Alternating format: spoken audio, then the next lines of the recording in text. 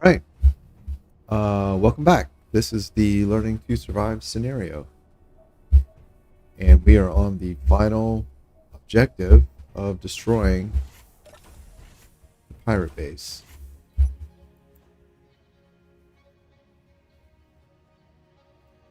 That is my satellite.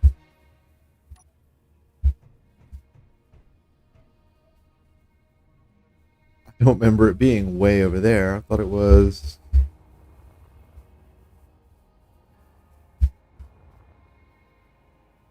over here.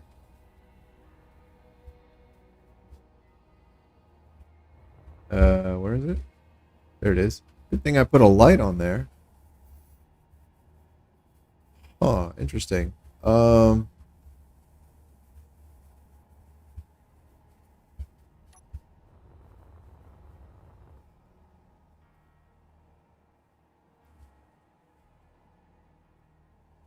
didn't think it was moving.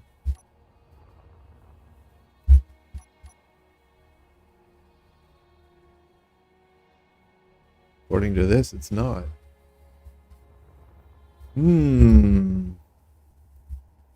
That's definitely not where I left this thing.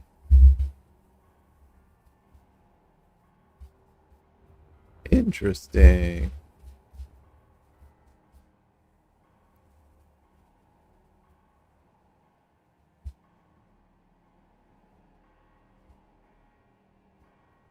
All right. Well,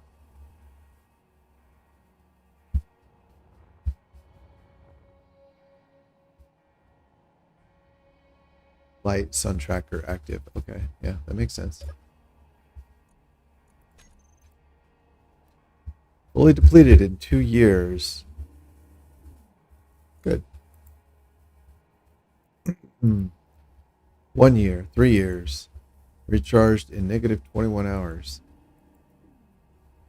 All right, that's fine. We have the power we need for that, so that's fine. Cool. All right, let's get back down here.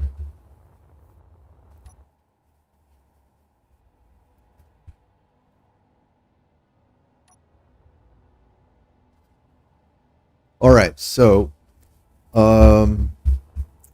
things I did in between sessions. There's not a lot.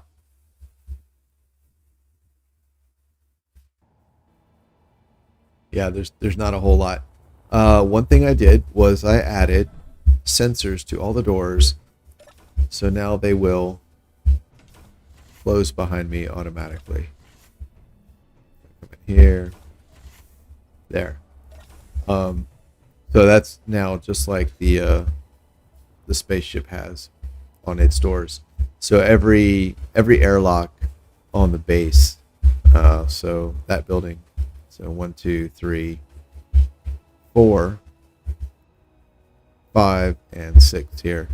The doors are all also still on the timer that closes all the doors. But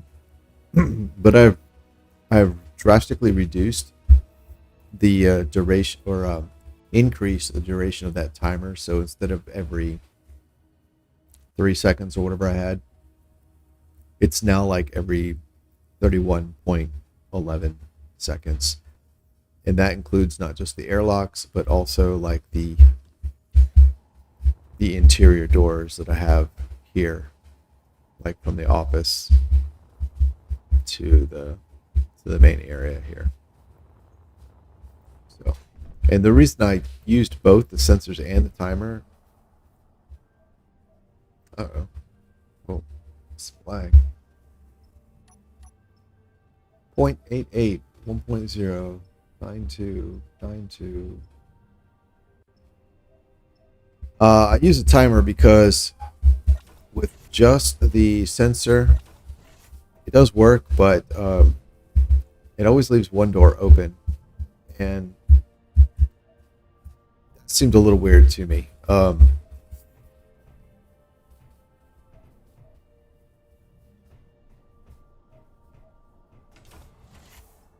Especially if I'm not going to be around for a while, like if I'm doing something on the other side of the base and then you know, an hour later or whatever, I come back and there's the outer door still open. It just seems a little weird. I mean, I could see arguments for or against that, but so I left the timer running, and that means that also the interior doors up there, they'll remain automated. They just won't be so aggressive. So and I thought that increasing the duration from 3 seconds to like 30, 31 or whatever would lessen the sim impact of having a timer constantly running. I don't know if that's true, but I was thinking it would be true. Hey, there's an unknown signal. I'm gonna go get that.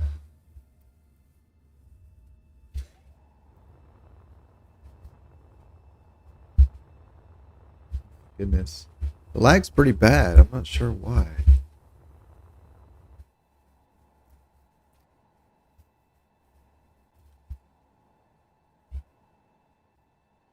So there's currently an event running that Keen had an event start at the same time that that they released their fieldwork update and DLC. And during that event, they reduced the cooldowns for getting skins. Apparently, that's a Steam. Whoa! It's a little robot guy. Oh, that's cool.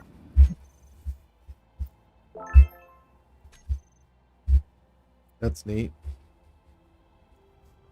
All right, let's pick everything up here. Wow. Oh, that's pretty neat. Anyway, they reduced all the cooldowns. Whoa! What? Fuck.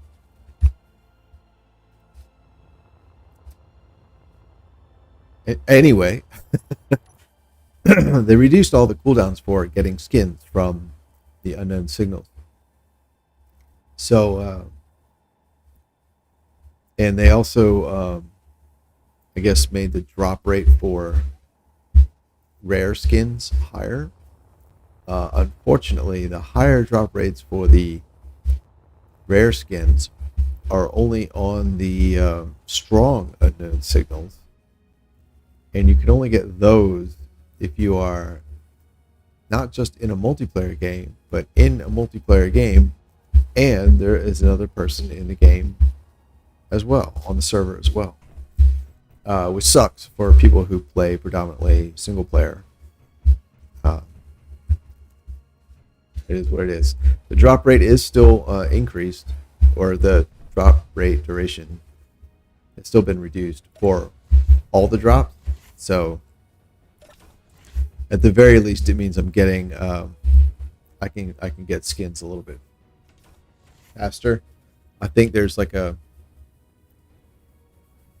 daily limit or something. I don't know if they've changed that or not, but anyway, I'm making an effort to try and get the unknown signals when they pop up. So other changes I made are I added these 4 lights on the inside of the hangar door. And they mostly mirror these 4 lights, except these are vertical and the ones inside are horizontal. And added an event controller. And so these lights now indicate the state of the doors. I discovered, I think it was last stream, the vanilla doors have emissives on them that indicate if the door is on or off. And these doors don't. So I'm using these lights to indicate that state. So the green when the doors are unlocked. Oh, hello people. Oh, goodbye people.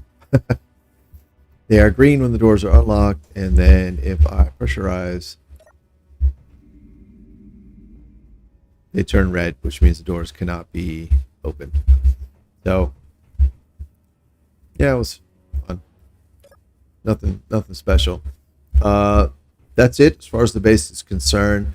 I worked on this ship a tiny, tiny, tiny bit. I think all I did was add a camera there, add this mast here with a camera, and then a CTC to control it.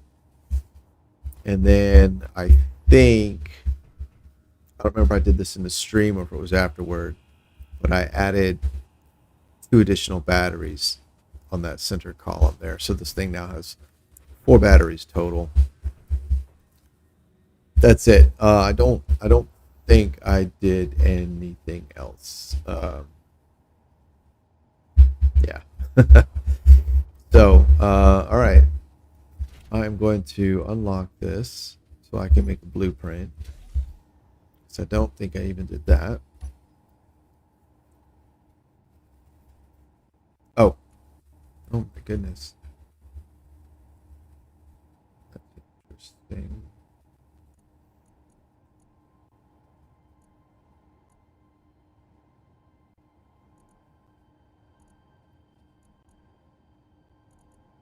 Oh, wait. Wait a second.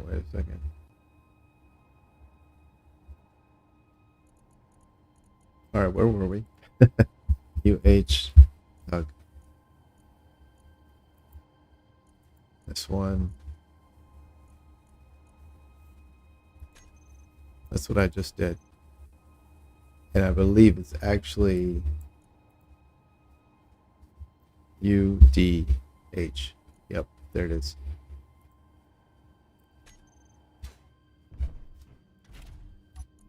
So the name is wrong. So the D indicates it is a drone in its primary mission. Granted, I can operate it, but it's intended to be a drone. So that's the reasoning there. So we'll blueprint that.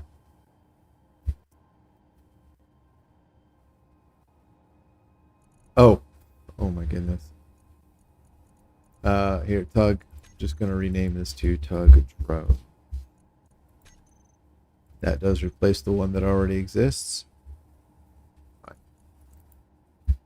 Tug Drone.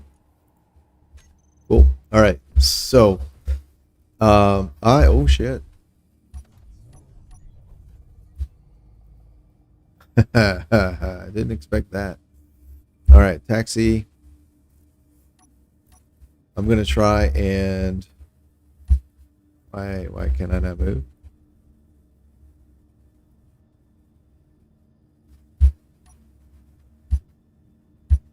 Off. Taxi on. Oh right. There we go. All right, I'm gonna try and get the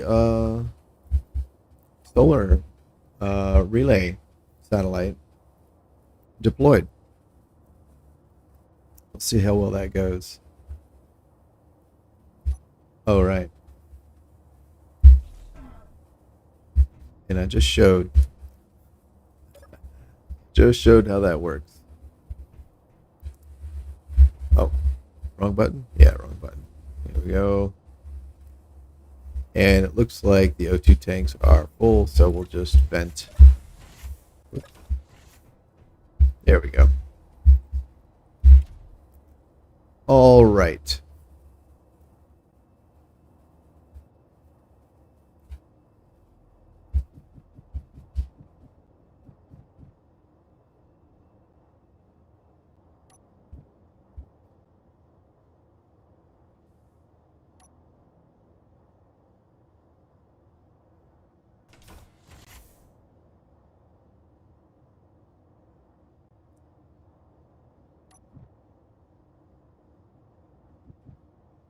The one thing I want to try is I've added these cameras so that, worst case, I can just fly this thing remotely. So I need to try that. I know the cameras work. Let's see. Let's turn my radio on and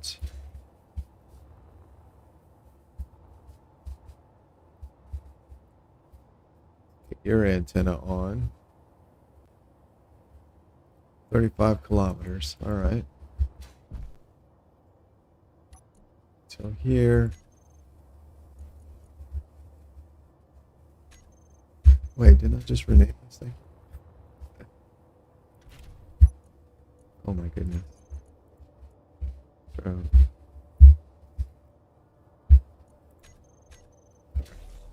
So.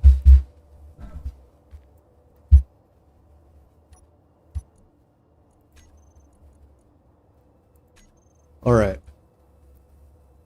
Can I fly this? So I've got here.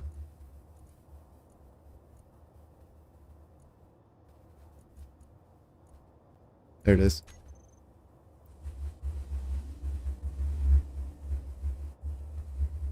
Oh, hi, Nunu. Hi. Oh, hi. All right, this is the mast camera, right? Oh, no wonder it was right. It's looking up into the air. I was like, "Where's the ship?" I was kind of looking down, like, "Where's? I should see the front of the ship."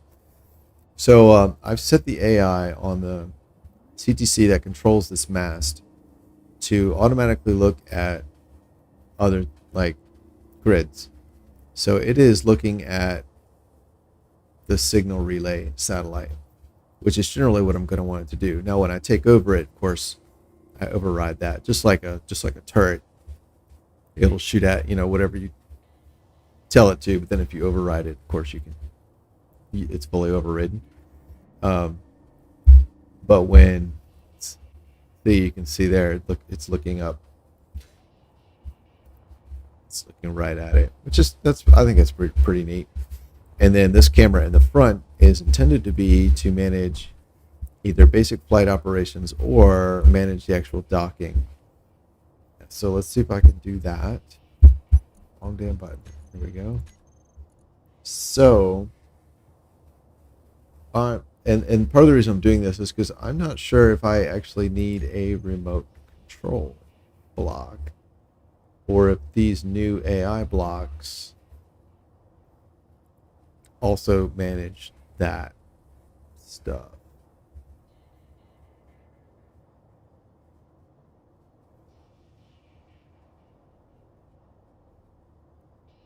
Collision avoidance.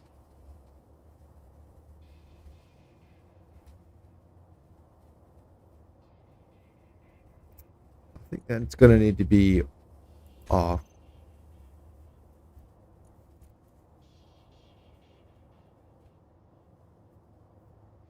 Otherwise, it's going to cause problems when I put the satellite relay directly in front on the magnetic plate.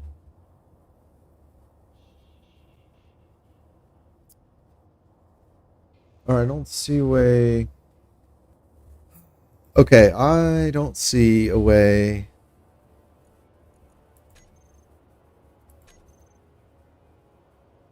I don't see a way to do this. Okay. I think I need an actual remote control block.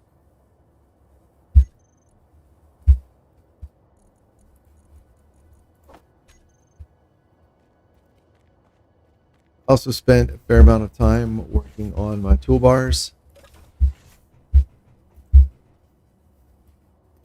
I'm getting them to where I want to be. I don't know if they're there yet.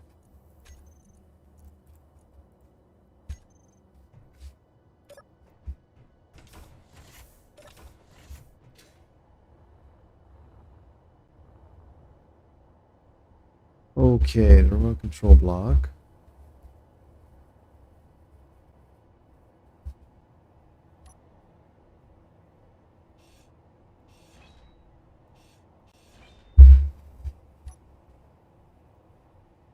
Oh.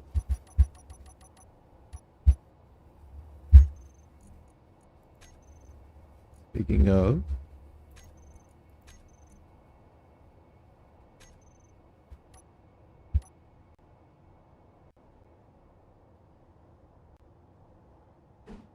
All right, let's do that. And let's see. Yeah. Here we go.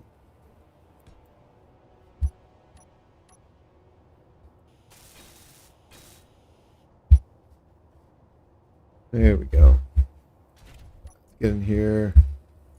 I believe you can set the camera. Main remote. Okay. Vision avoidance, precision, sign camera, fixed. Yep. Flight mode. I'm not actually going to be using it for remote controlling things.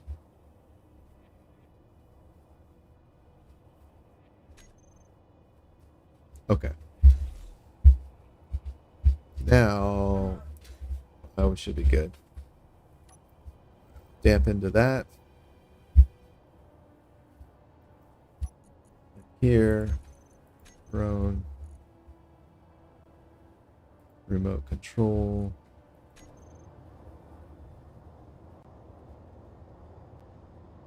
Okay. What's happening? Oh, right. That would be because all tasks, behavior off, flight mode, behavior off. Yep. There we go. Okay, maybe not. Gyros are on. Why?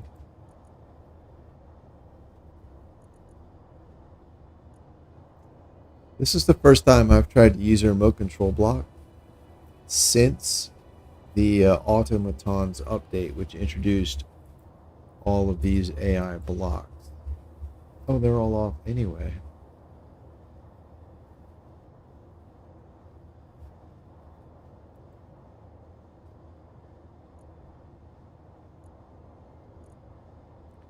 Okay, I wonder if the problem is because the cockpit is also tagged main.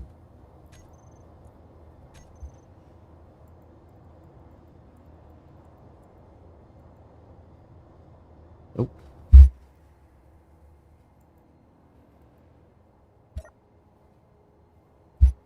All right, let's try this method.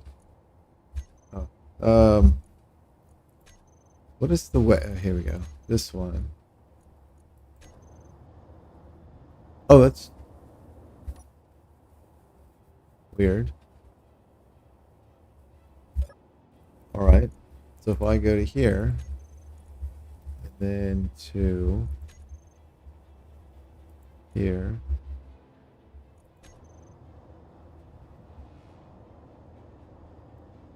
Okay, that was weird. I don't know what's going on there, but seems to be fixed now. Oh, this is just to turn it off.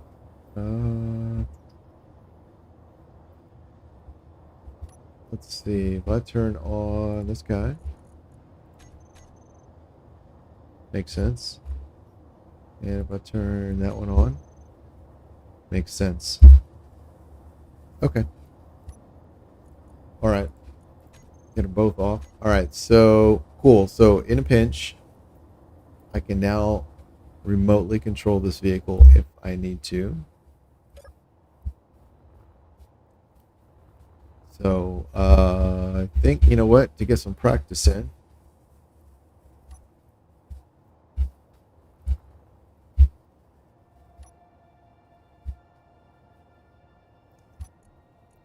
let's see, we'll go to here. Oh, this is faster. I should get more used to using that. Cool. So I need to go get this bad boy. And let's see, we're gonna need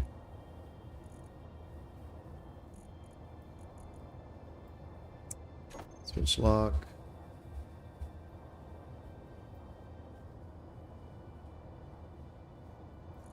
And maybe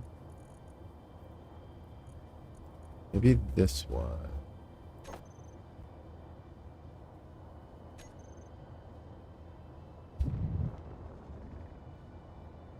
All right, so we have an hour of power.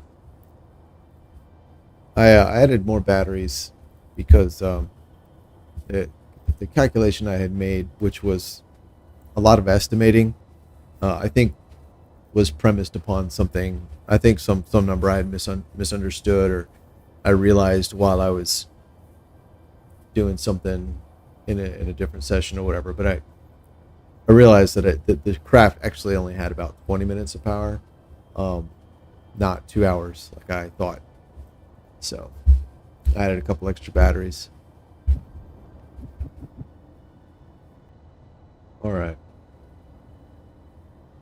So one thing we're going to do is we need to come in here. So turning off the sun tracking system turns off the gyros, the camera, and the CTC, and the rotors. So this should not be fighting me while I maneuver it. And that button there does the exact same thing.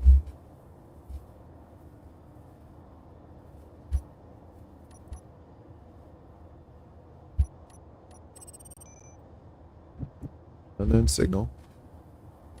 Let's go here.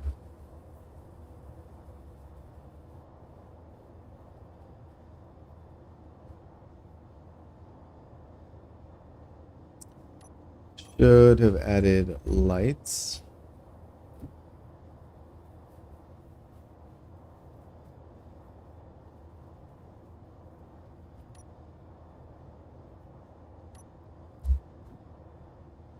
There we go. All right. Sweet. Can I switch to this?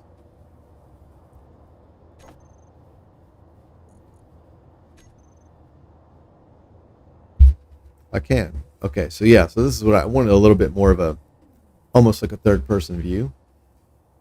And yeah, sweet.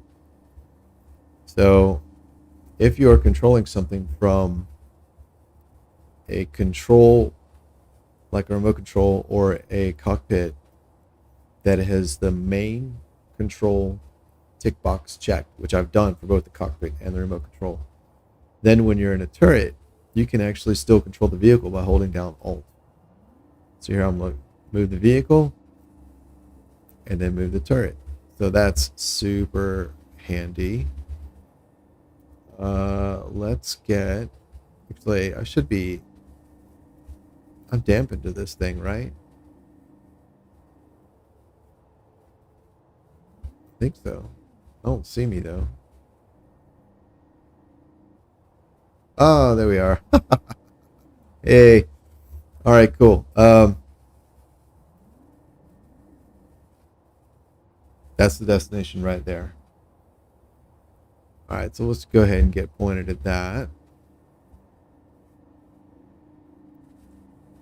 All right.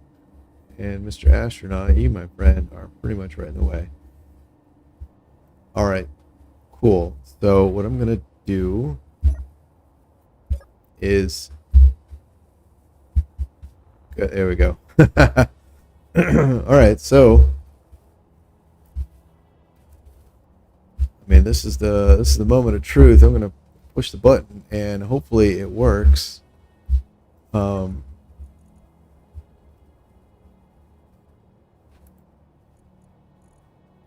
Launch is where I start. That turns on all the tasks, turns the behaviors off on all the tasks, turns on the behavior for to destination, turns on the move block, sets the speed limit, and then turns on the behavior. So that should start it moving. We turn off all the event controllers. We turn on the gravity changed event controller, which should check for both entering and exiting gravity. And we make sure the antenna is on. That gets it moving to the destination. The next thing that will happen is we cross the gravity threshold between the planet and space. And when that happens, we enter the gravity. We trigger timer 2, which is the stop, the in-gravity stop. That's here. This turns the override on for the gyros. I've noticed that the craft tends to tumble if you just disable all thrusters. Basically, what this is doing here, this is turns the AI move behavior off, so it's no longer controlling the thrusters and gyros, and the all the tasks behaviors are off now as well. And I noticed in testing in a different session, when you do that, at least in gravity, the craft will tumble. And I need to I really want this ship to remain pointing towards the target, because that means that its reverse thrusters are pointing to escape gravity, which is what I'm counting on. So I put the override controls on to minimize that tumble. All event controllers are shut off. They should already be, well, yeah, they're all shut off. Then we turn on the stopped in gravity event checker. Okay. Right, and this right here, when we turn off the movement behavior and the destination behavior, that will cause the craft's dampeners to activate and stop the ship from moving.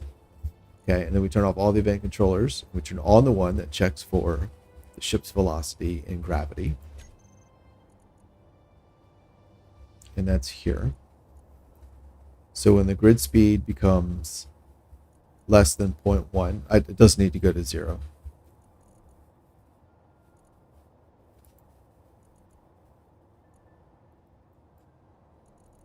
So when it becomes less than 0.1,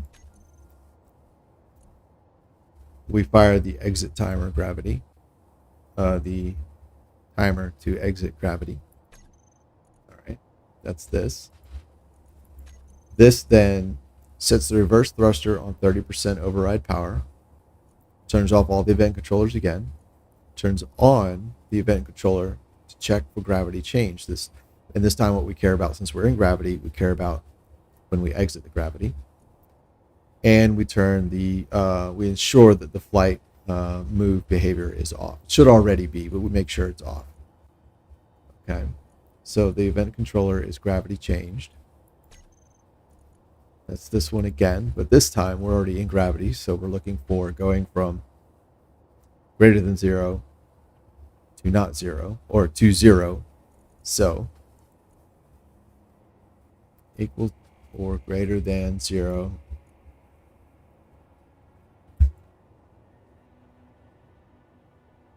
Oh, that's not going to work. That's not going to work. I don't know why they chose to make these, and I've always thought this was weird. It just makes it tricky. They should not have made these equal or greater than. It makes the negation weird. Energy low. It makes crossing thresholds weird too. So if we're in 0.1 gravity, yeah, we'll never trigger this on the way out, because we're always equal to or greater. All right, this needs to be something very, very small. I'll do that. So when we enter, we're going from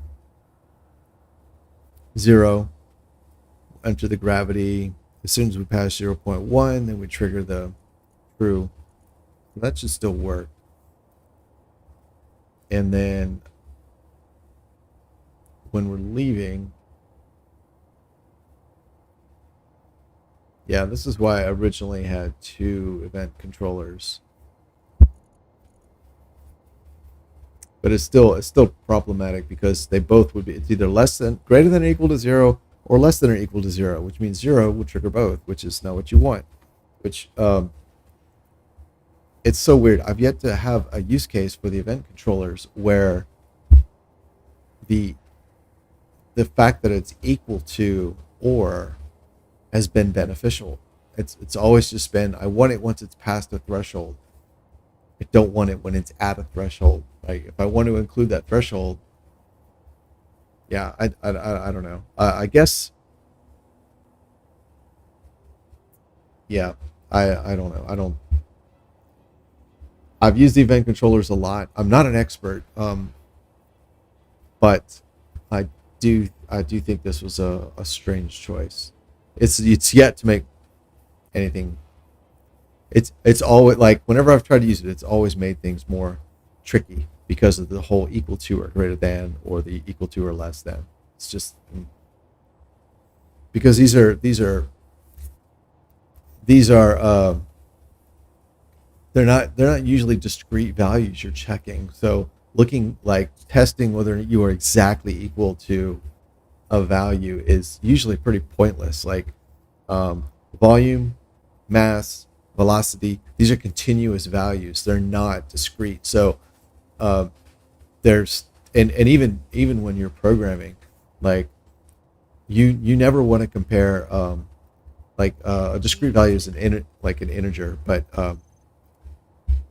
goodness, but like discrete values are represented by what's called floats, doubles, or floats or doubles, or no, there's others, but whatever. You don't want to compare one to the other, right? Because you can check if is one equal to one, yeah, but is 0.99999999 equal to 0.9999999, right? In the abstract, yes, you can do that, but in practice, because of the degree of precision and because of what's called floating point error, you should never check for exact equality between float values or double precision values. Only integer values or similar. Searching. What is this all about? So it's and the fact that these event controllers, the reason I mention that is because these event controllers are, I don't think any of them are like all the things that allow you to input values are for continuous values. They're not discrete values. Even integrity it's a continuous value, not discrete. So I don't think a good idea. Good idea. All right. Anyway, I have 4 minutes. My suit is charged. Let's go get. He's 12. That dude is 12 kilometers away, so I'm not going to worry about him. I have antenna signals to find those again. So.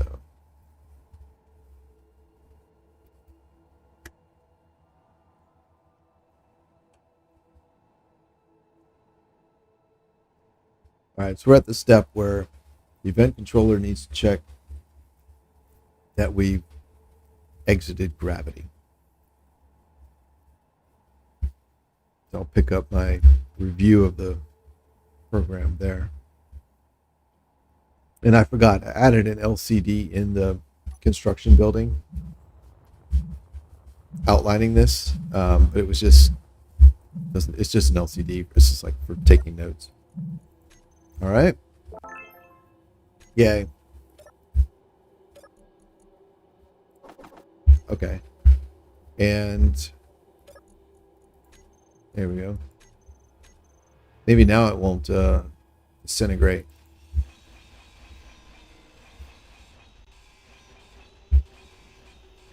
Whoops.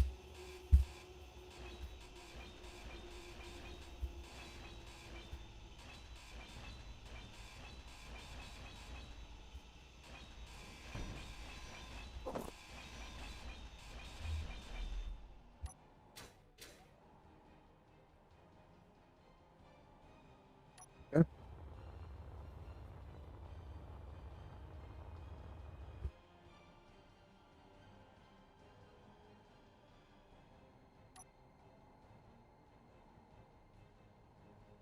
Cool. Sim speed seems to have stabilized. That's good.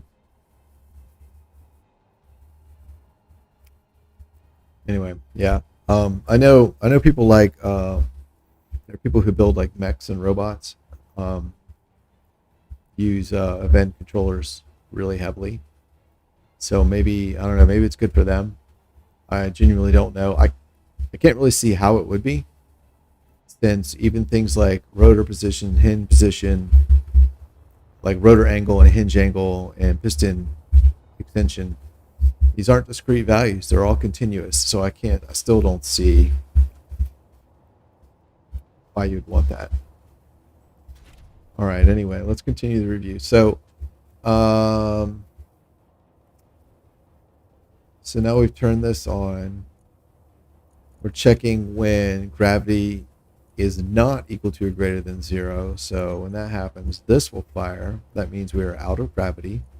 So we will trigger timer 4, which says stop when you're outside of gravity. And what does that do? Turns the flight move behavior off, turns all task behaviors off, all event controllers off, and now we turn on the event controller that checks for being stopped outside of gravity. We turn off the gyro overrides. Yeah, because in gravity we won't tumble, pretty sure. We also turn off the hydrogen thruster, the reverse hydrogen thruster override. And in doing so, by having all the movement stuff off and turning off the override and turning off the gyro, that will allow the dampeners to bring the craft to a stop, to a complete stop. All right, great. And we've turned on the event controller 4, stopped out of gravity. So now this is listening. So once your speed is below, equal or less than, and I've used this here because I found in practice, because it's connected, holding another grid, the speed tends to jitter. It never really hits 0. So I just use 0.05, and my thinking is game engines have the physics element has have optimizations, so that once a thing is moving below a certain threshold, the game's like, okay, this thing's effectively stopped. I'm not going to continue wasting cycles to simulate its movement if it's only moving at a rate of like 1 inch a year. So it'll stop. So my thinking here is that 0.05 meters per second is a low enough threshold that it's above the jitter that happens when two things are connected and they're sort of subtly importing forces on each other. So it'll separate, but then it's slow enough that the physics engine will eventually say, I'm not going to bother moving this thing anymore. It's not really moving any significant amount. And the physics engine, to simplify what it's doing, will simply say, you are stopped, and put its velocity to 0. That's my thinking. Given that when I started this stream, this thing was not where I expected it to be. It may be the case that either the VRidge engine doesn't have that optimization, which would be madness, or the threshold for making that optimization is a lot lower than what I've got here. I don't really know. I'm just kind of guessing. So anyway, so that's the idea. So it gets below this speed and fires. And when it fires, it says, oh, timer 5, deploy the payload, because we're effectively stopped now. So timer 5 deploys the payload. So what that does, that unlocks the magnetic plate, and then it turns the magnetic plate off. And it does that just in case I have auto lock on. What I found in testing was that if I just unlock it and auto lock is on, what I would expect is it would unlock, and after a few seconds, if they're still close enough, it would just relock it. And that's not what I want. But in practice, what seems to happen is it continuously cycles between locking and unlocking. That doesn't make sense, but that's also not what I want. So I unlock it and then I turn it off. So I don't have auto lock on right now, but it's just like a just in case. All right. So we're in 0G. We've now disconnected from the solar panel. So now we're going to turn the reverse thruster on override again, but this time at 15%. We're going to start the return timer, which has a delay of like 5 seconds. So that gives us 5 seconds with the thruster on override to basically back away from the satellite. And we'll turn off the flight move and the behaviors. And so again, this this keeps the craft from pointing or doing anything weird and allows me to override the thrusters. So then we start the timer 6, and timer 6 fires after 5 seconds. So by now the craft will have backed away from the solar panel, and at this point it turns off the override, turns off all the behaviors, turns on the return behavior, sets the movement speed limit to a higher speed, turns on the behavior for the movement block, turns off all the event controllers, and turns the collision avoidance back on, because that was something I started with off. Okay, so theoretically this should work. Let's see what happens. I'm fully prepared. I'm not going to be happy, but I'm fully prepared that this just fails. Which is why I've added antennas and the ability to remote control this stuff. So let's push the button. Launch. And we will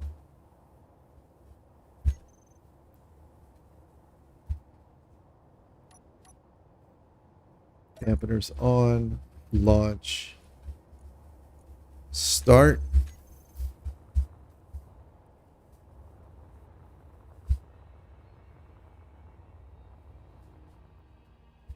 Where'd it go? Here it is. Uh-oh. Oh no, where are you going?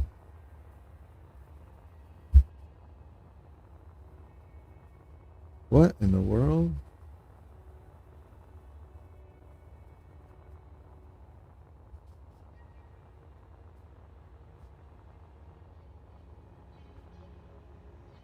Oh no. Okay, I didn't expect that at all. You're literally going the wrong way, buddy. Okay, let's go ahead and everything off. Wow, that's didn't expect that. Off. All right, you're off. Nope. There we go. Oh, right. Let's do. There we go. All right. So my guess is I don't have the right GPS coordinates in here, and that is something I did not check. So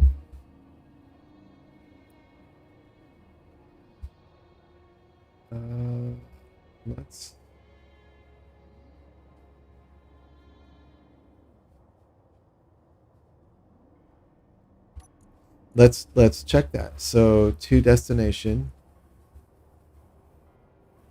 Oh, yeah. That's the wrong waypoint. These are the waypoints. Right, because I was testing this grid, the configuration in a separate session in a different game, and I was working around the moon, and then I made a blueprint of it, and when I came back into this session, I ground down and rebuilt all the electronics up on the top there.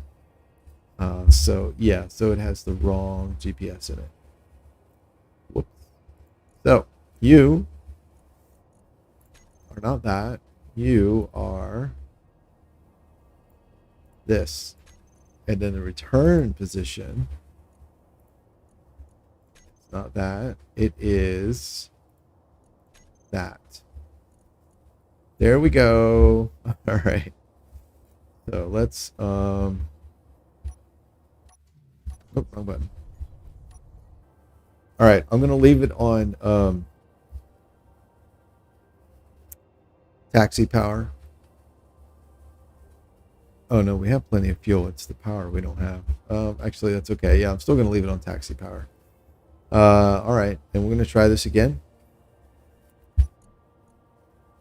Launch.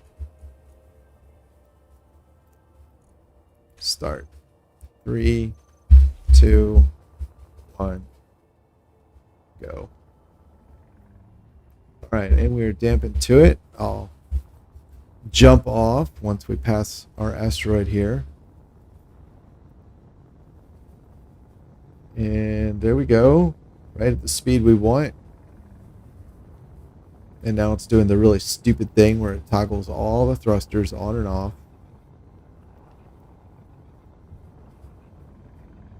That's fine. I'm going to head back to base so I can get in a seat so I have O2 and power. And then I'll monitor the cameras remotely.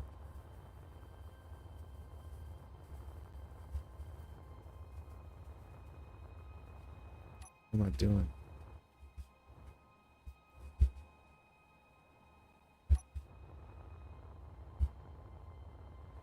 There's the tugboat parking spot. There's my antenna. Let's get in here.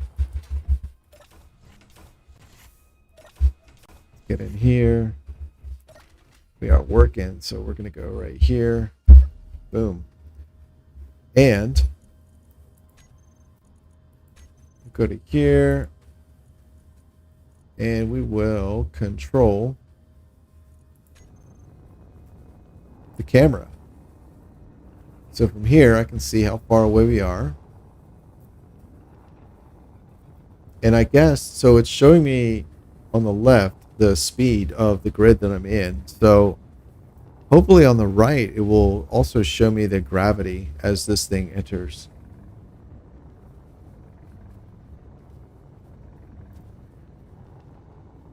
And now I just wait, I guess. This is cool though. Now so far so good. This is the oh, uh-oh. Oh no. I lost connection. How did I lose connection? Dish is on. Oh, 5,000. Oh, that's not right. There we go. Oh my god. That was a little concerning. I saw that too. I caught that in the I was reviewing the session where I set that up. And I set it to 5,000. I said 50,000. I said 50 kilometers. But all right, we entered the planetary gravity. It does show. That's great. Oh, we're still accelerating. That's not good. Oh, there. Okay, now we're stopping. Great. Oh, we're out of. Oh, okay, and we're out of planetary gravity already. Oh, that's awesome. Holy smokes, that's fucking badass. Oh, wow.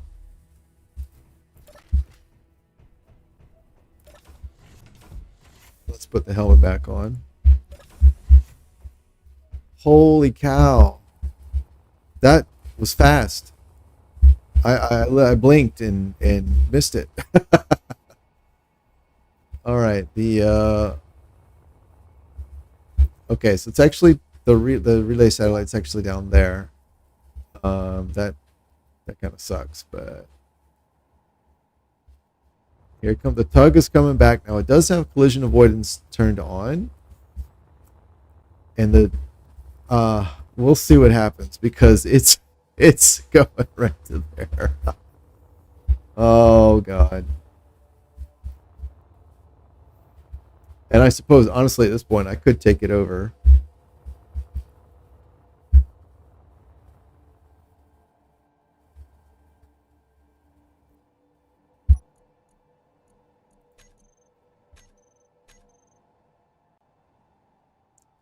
Don't hit the ground. Please don't hit the ground. Hey.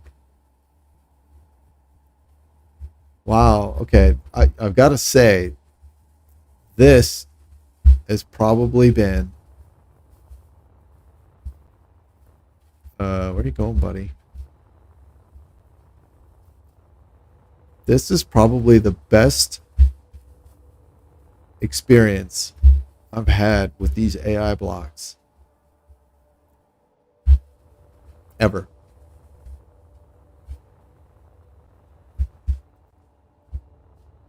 It went way over there for some reason.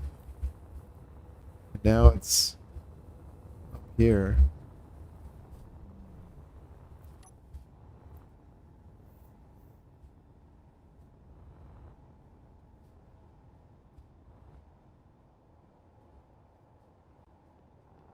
It's going over there. Holy shit. I've never had the AI blocks work this well before. This is amazing. Are you going to hit the ground?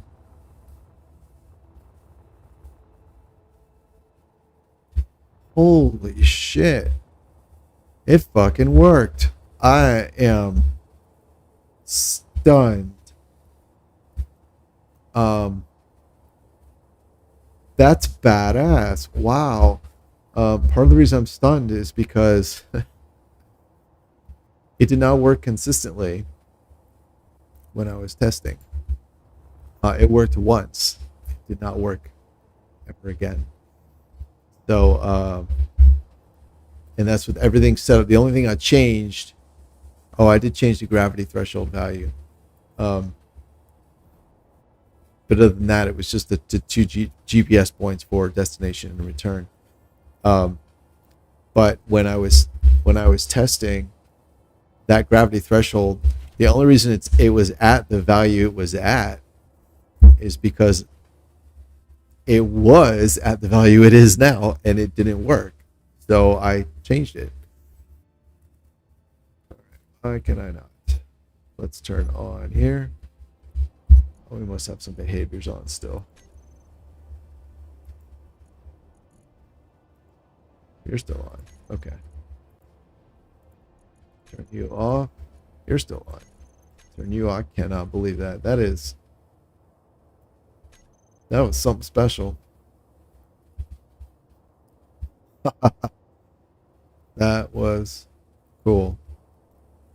All right. So you're good now. You're in your parking spot. That is amazing. I think. Am I in this thing? Yeah, I am.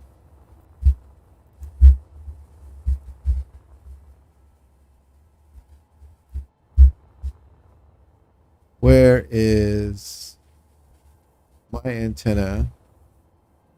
It's 5 kilometers. This is 2 kilometers. Okay, so I should be able to go get this. Actually,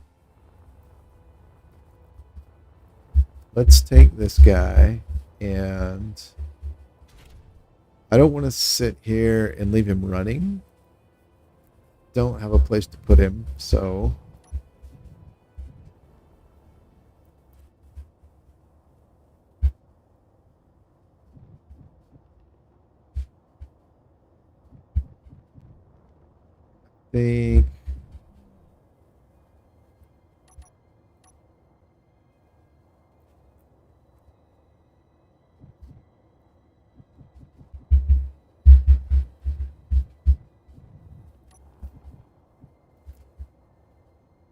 think I'll put him. I'll dock him to the antenna platform, the dish antenna platform.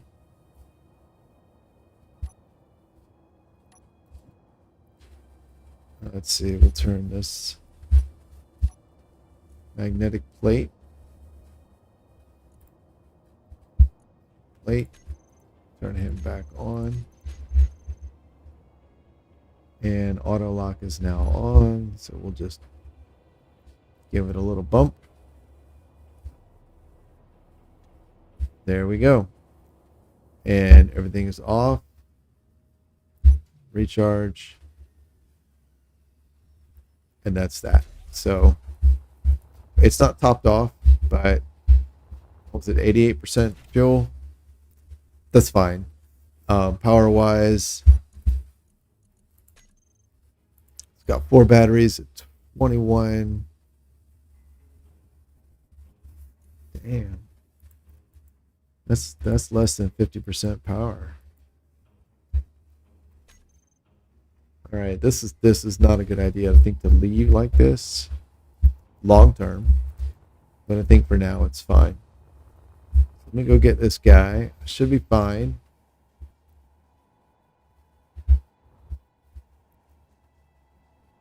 I can't believe that worked. That was so awesome.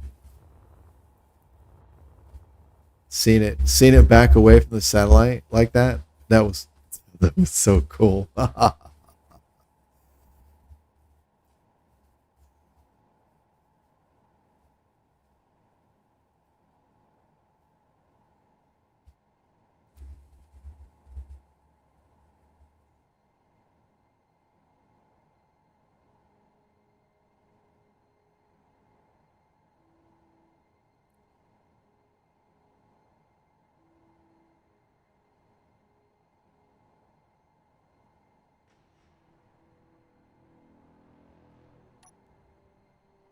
I'm a little nervous about crossing the gravity threshold.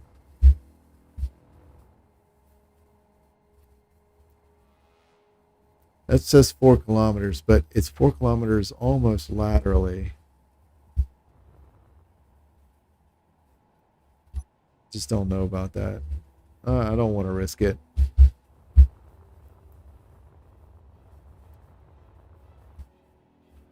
I'll send the tug. It might be a little bit of a tall order to be able to get the tug out and back. Out, capture the thing and back in 11 minutes. But I'm going to try. Here. Fuck. It's... oh my god, everything's fucking falling apart on me. Here we go. Go. Good helmet. This is not bode well. It's all gonna end in flames, I'm sure. All right, here we go. Charge. Thrusters on. 8 unlock.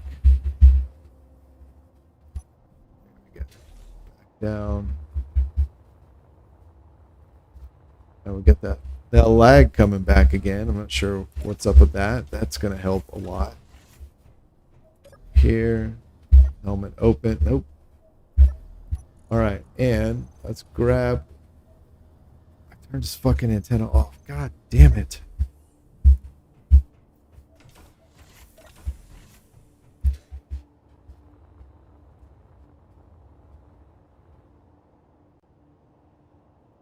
Jesus. Third time, I guess, is the charm. All right, here we go. Go hide in my little house. In the helmet. Here we go. Holy cow, at least that wasn't hard. Alright, remote control. And control. What?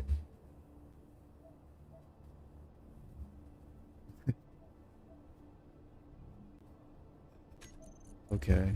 Fixed camera.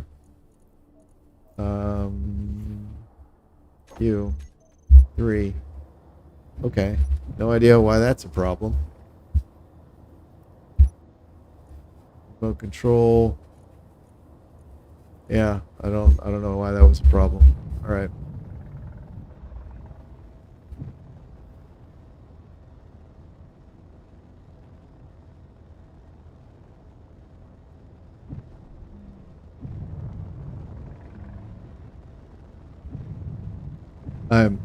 I'm still blown away that worked.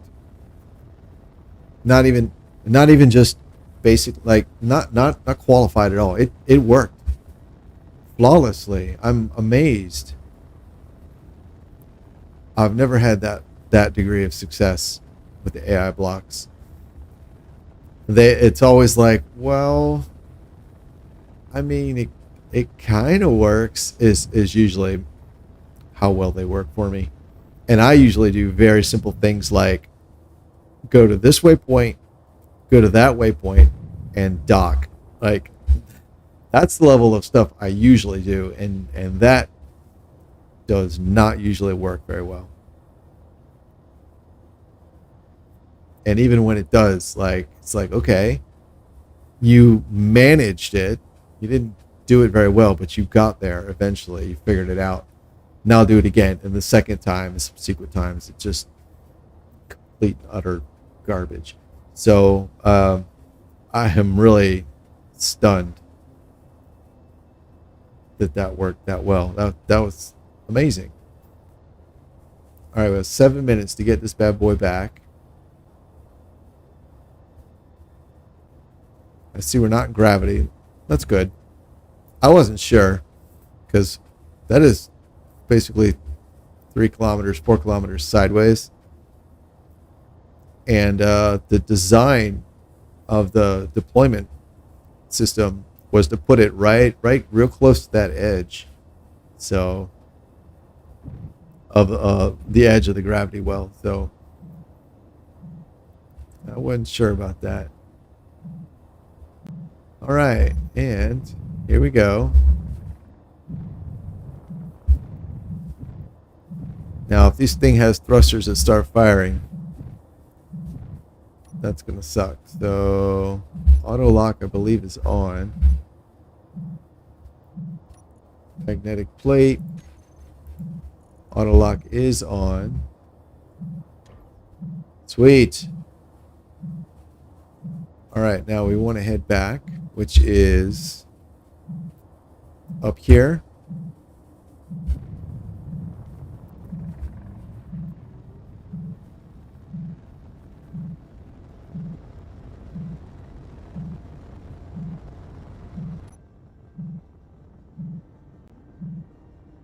It's not fighting me. Okay, cool.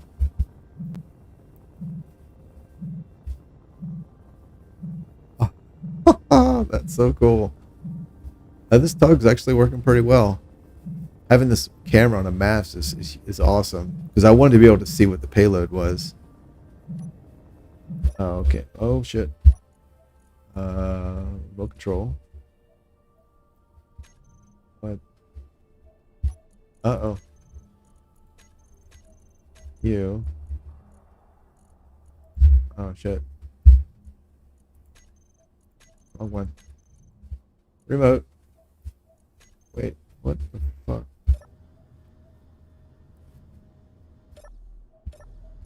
Okay. There we go. Okay, dampeners are on, so it should be stopped wherever the hell it is. Helmet on. Go. What? Oh, helmet was already on. Oops. Alright, let's go get this guy. We have 4 minutes. I feel like without all the stumbling around, this could have worked a lot better. What do we got? Rainbow. Sweet. Right. And let's see.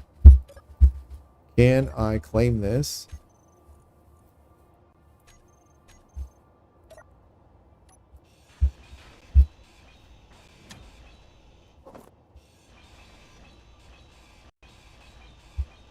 Oop, yeah, it's fine.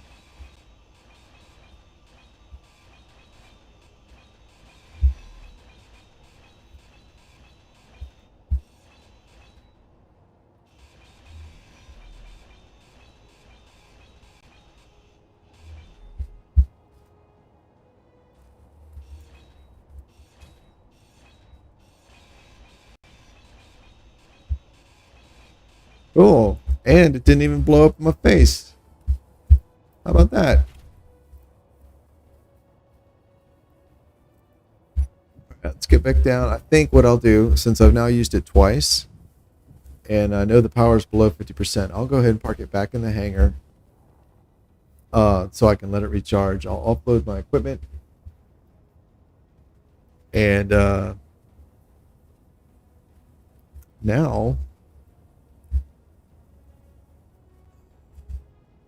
now I need to, now I can start figuring out how I want to blow up the pirate base. So it's pretty cool. All right, lights are green, so I should be able to get in.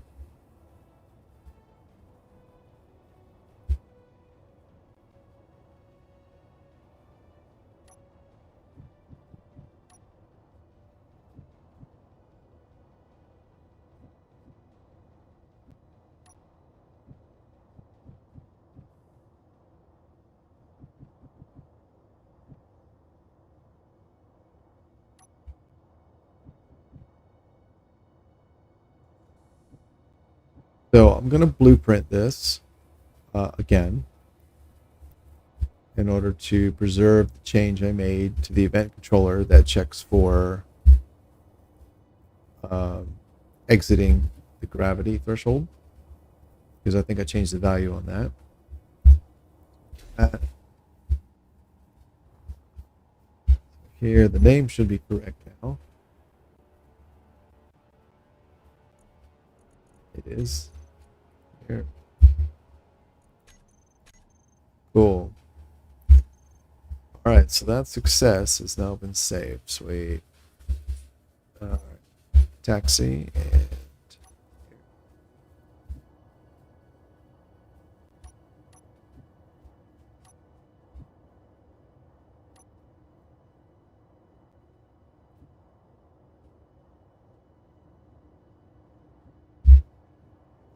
great.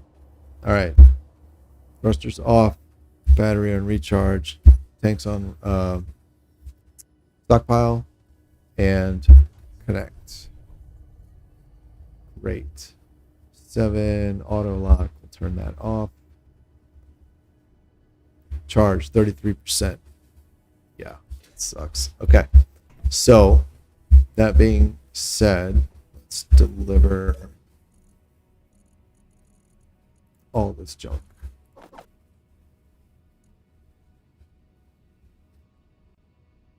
I'll put those up in the habitat.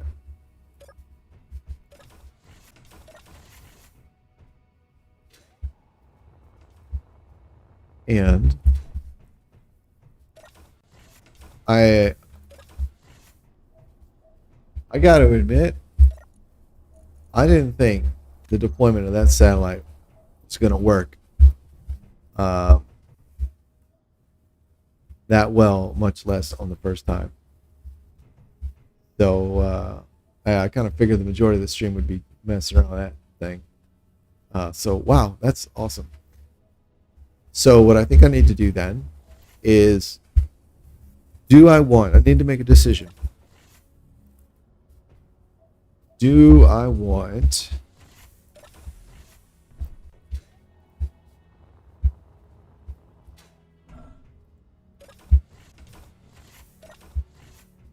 this was the LCD. This was the deployment system. All right, so do I want to build a very small surveillance drone? Everything is drone at this point. So that I can go and see what this base looks like? Or do I just want to skip that and build a thing to attack it?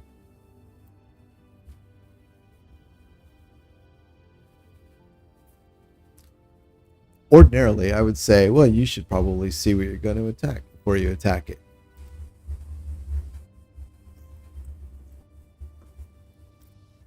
But this is a game, and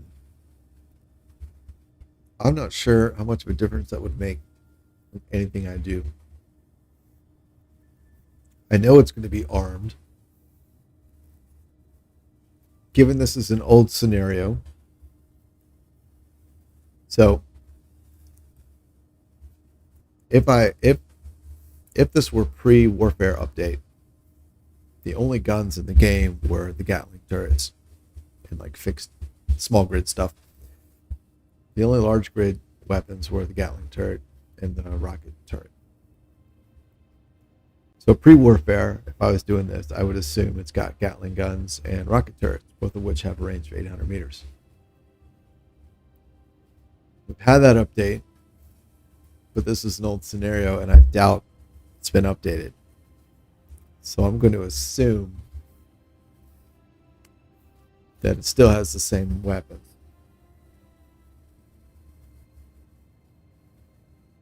That is an assumption. I literally said it was an assumption, right? So, okay, so that's an assumption. So what does that mean?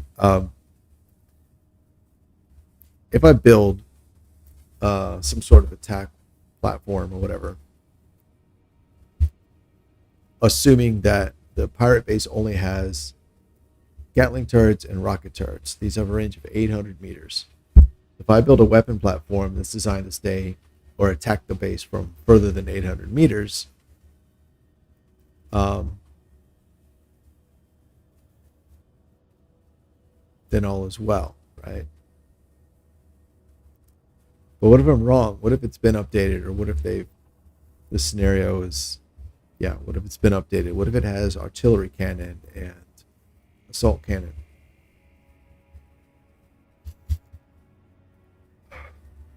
What does that change? Well, that means that if my plan was to stay outside of 800 meters, but within, say, 1.4 kilometers, I would no longer be safe.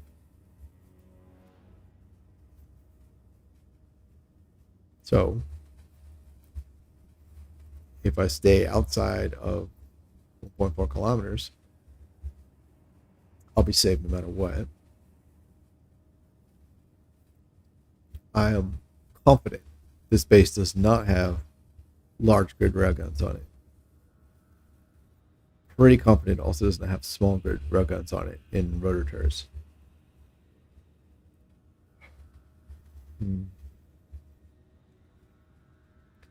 So staying away 2 kilometers should guarantee safety either way.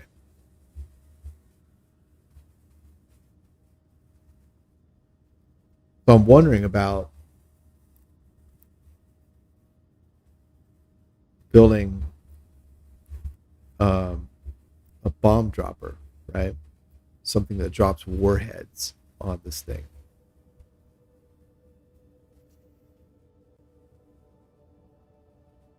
And should I do that or just go with turrets?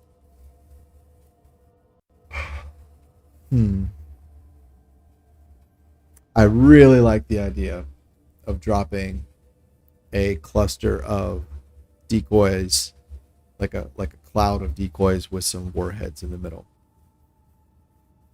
I really like that idea. The problem with doing that is figuring out when you are right above your target. Nothing in the game really facilitates that. Even if you put a camera on the bottom of your drone, that just shows you which way the bottom of the drone's pointing. There's no guarantee it's level.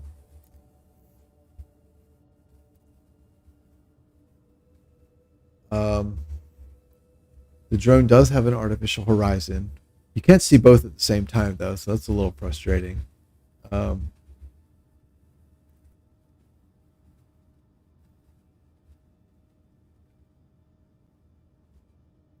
what you would have to do is be in, say, like flight control of the drone. Use your artificial horizon to make sure you're level, and that's not precise for what it's worth. So you can make sure you're level, and then say lock your gyros, right? Override the gyros so that the craft doesn't move. Switch to the bottom mounted camera. Then use lateral thrust to position the drone above the base. Wait till the drone comes to a complete stop, and then drop your payload.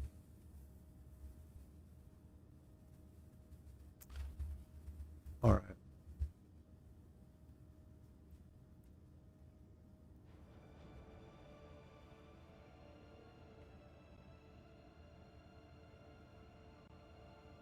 And in order for decoys to be useful, they kind of need to outnumber the thing they're protecting. So if I drop, say, and I don't know what the number should be, but I think in principle more is better. So if you dropped one decoy and one warhead, say it's 50-50, the weapons choose to shoot the decoy. If you dropped 10 decoys or 9 decoys in one warhead, then there's maybe a 90% chance they shoot at decoys. Oh, that's a lot of decoys. That's a lot of decoys. and it's a single shot, or however many warheads, right? You could drop like a cluster of decoys, say 10 decoys, and then like wait 1 or 2 seconds and then drop, say, 3 warheads. That's a lot. Now, in terms of small grid decoys aren't, and warheads really aren't terribly effective, it seems like. And this is a pirate base, so these are large grid weapons.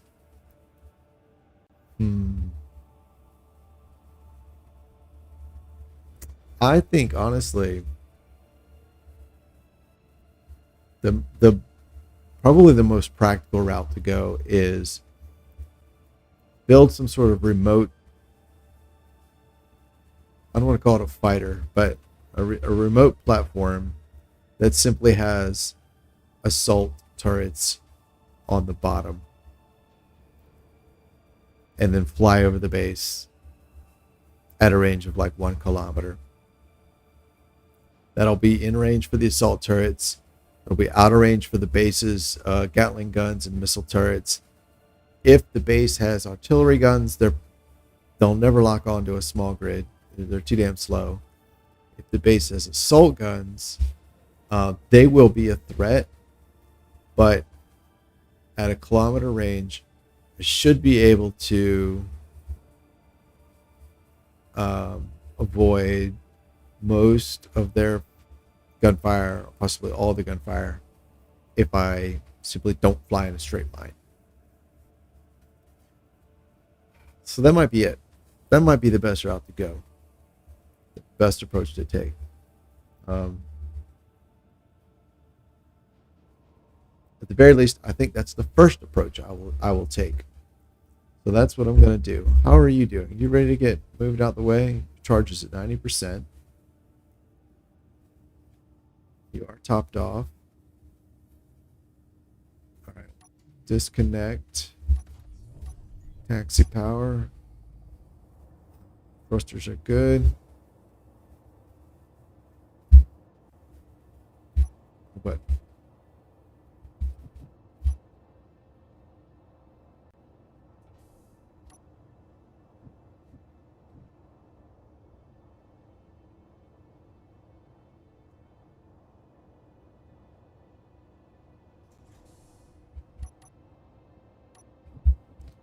So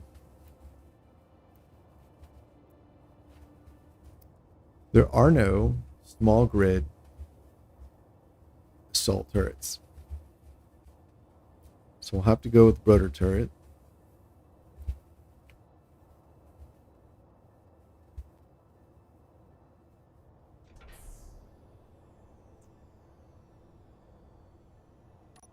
Oh, and I just realized those things have a pretty good kick.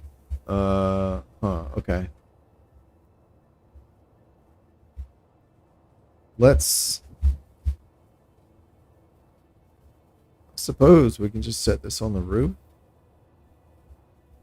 I feel like that's kind of a bad idea, but I'm not sure.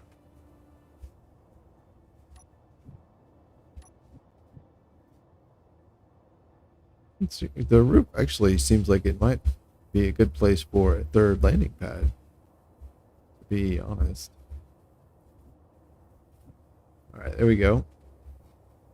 All right, stockpile, thrusters off, batteries on recharge. Out we go. So it's not locked or anything. It's just sitting there, but it should be good to go. Here. Nice. All right. Pressurize. And boom. Helmet off. There's just no point to taking the helmet on and off.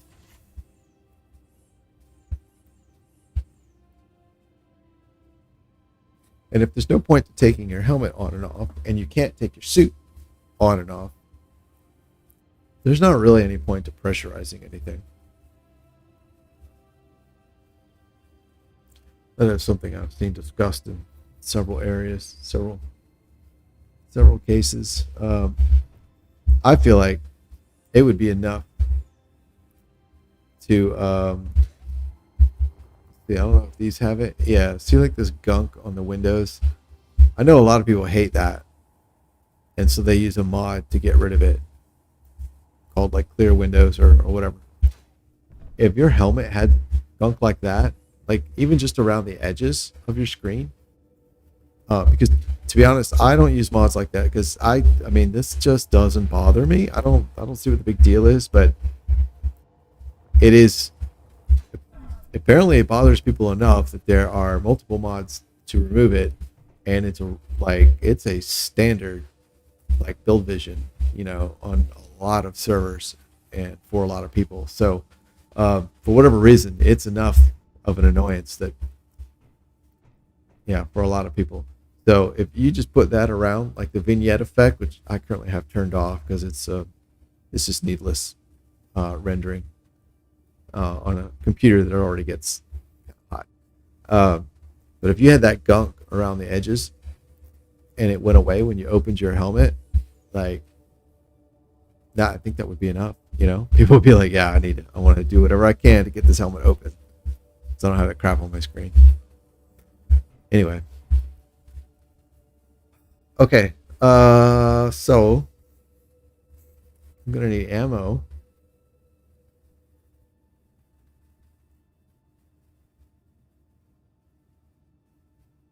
I don't think ammo, salt ammo, salt cannon shell.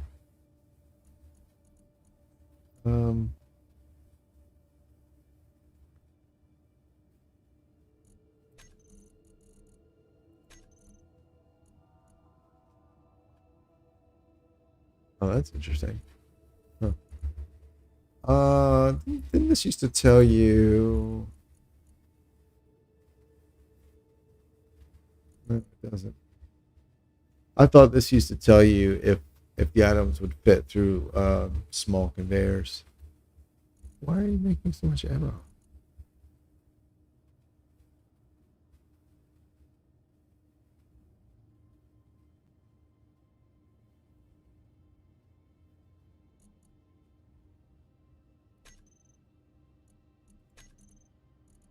$20,000?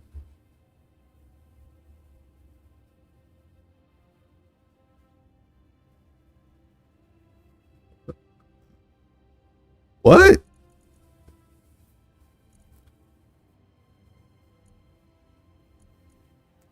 Oh shit. I know why it's doing that.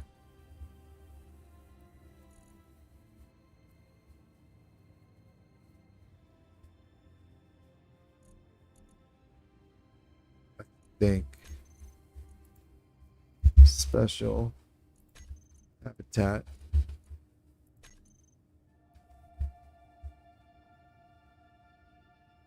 Interesting. All right. I never realized this before. So what's going on is, in my wisdom, rapid fire automatic rifle gun mag.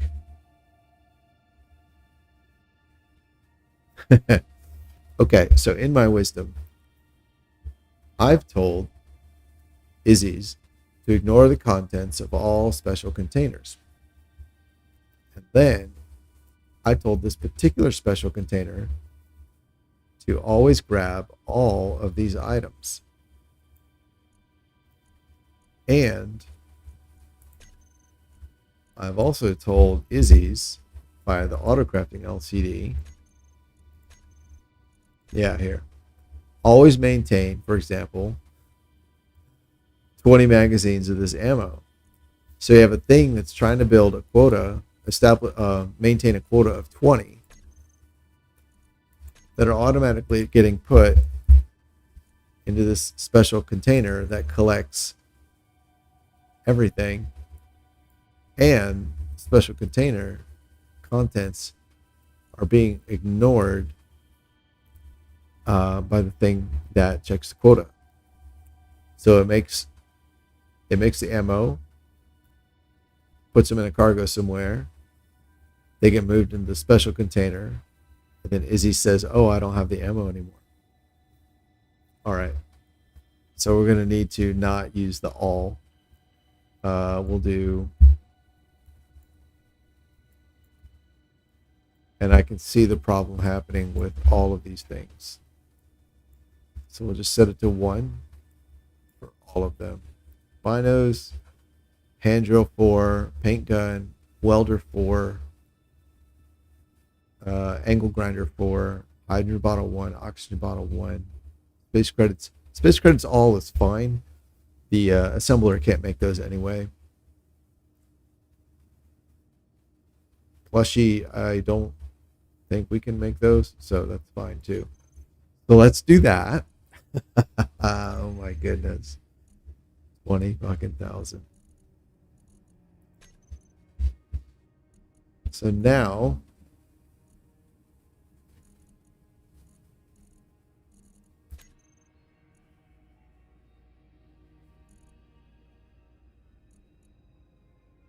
did they get consumed that quickly? No, it's still there we go. 20,000.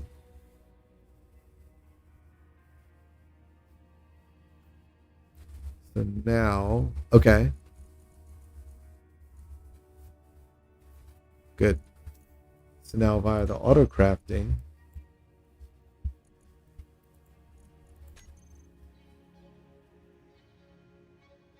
here we go. This says 20 and go ahead and accumulate. That's not, no, I don't want that anymore. So now we'll do that. And now this 20,000 should see 19,880 go to the assembler for disassemble. Yeah. Oh my God. All right, that's a good lesson to learn. Interesting. I'm thinking back now to the other games where I've used this setup and wondering if I did this to myself in those games as well. There's 2 other games in particular I'm thinking of. The Reclamation Project Alpha was a very long series that I did. It was like 55 some odd episodes, and each episode was like a 4-hour stream or more. And I'm pretty sure I did the same thing there. And then I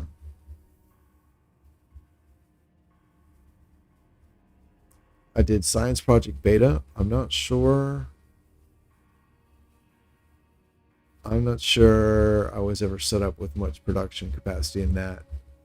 And then Restoration Project Gamma, I don't think I ever set up special containers.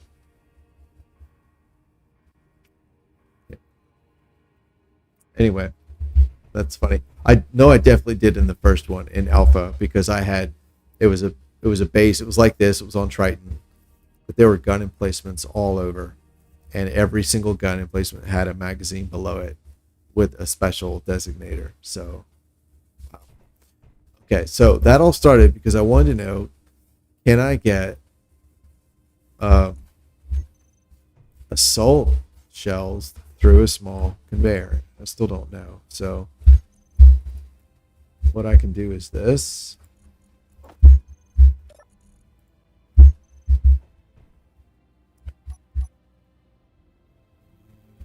Go. And oh yeah. Oh, I forgot about this. We'll use these keys first. Get it flipped over somehow.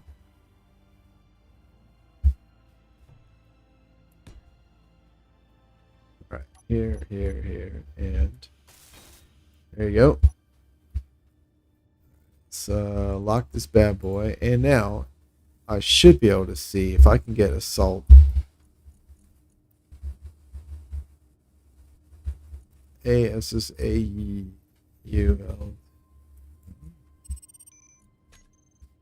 Oh, I didn't lock it. I thought I locked it. There we go.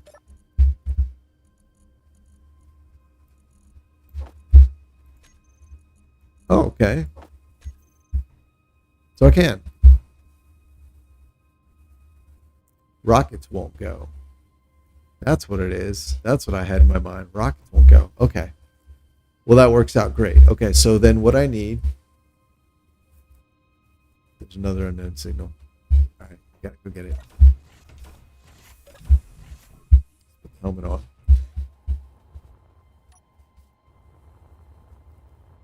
Cool. Yeah. Oh, right. So I was definitely thinking of rockets. Oh, it's funny. I got that confused. Okay. So normal ammo can go through. Right. A new Gatling ammo could. Okay. All right. So what I'm thinking is I'll build a craft that's like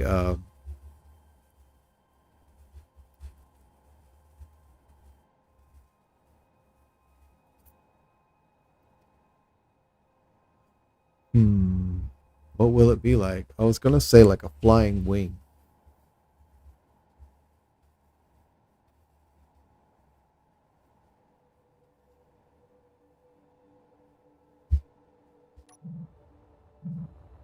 All right. Here we go. Just the button. Boop. Awesome. Name.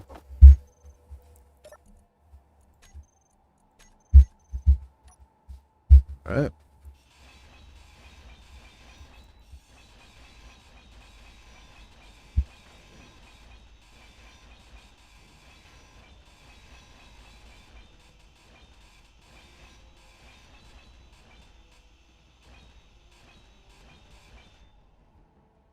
Fantastic.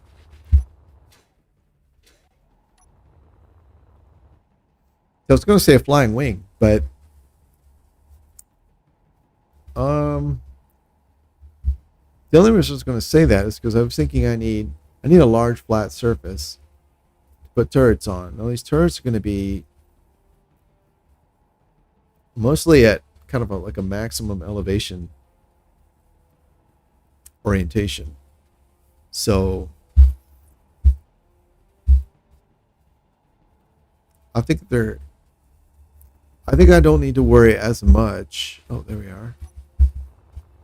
About spacing, since mostly they're going to be pointing down. I'd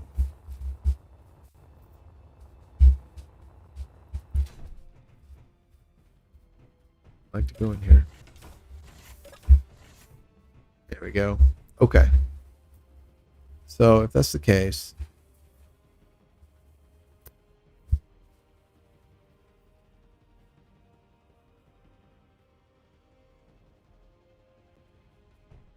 all right, let's just start slapping some pieces together because I really don't have any idea what I might need. This is basically going to be single use, so I'm going to build it kind of high.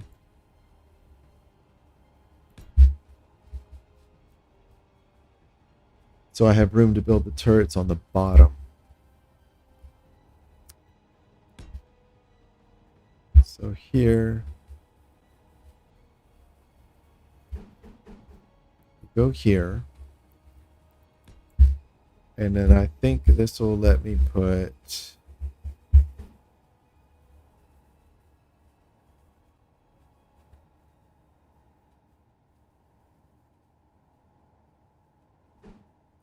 I'm going to orient the front that way, the back this way, so those sides of the area that we're in will be the sides of the craft. So I'm going to put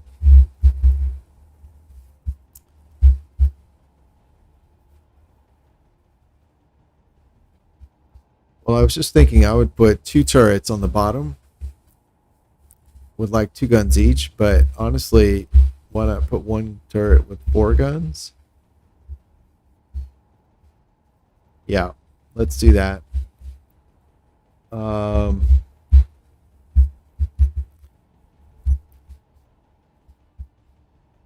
of this is going to stay. That's why I used the light or the standard conveyors. Do this one. And then here, this will be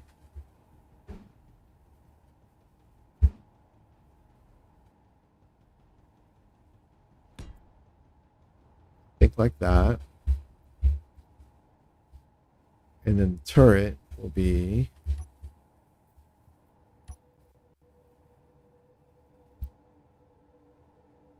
do I want the big one? Oh wait, that's the wrong one.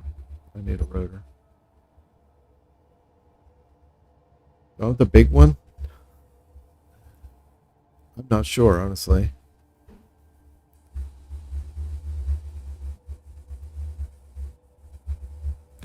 Let's try it. I don't know. I don't honestly know. I don't normally use that one. So, I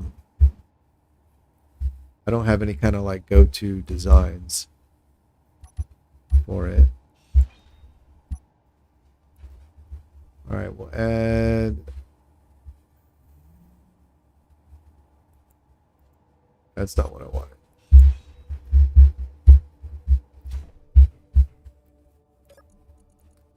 All right, hinge here.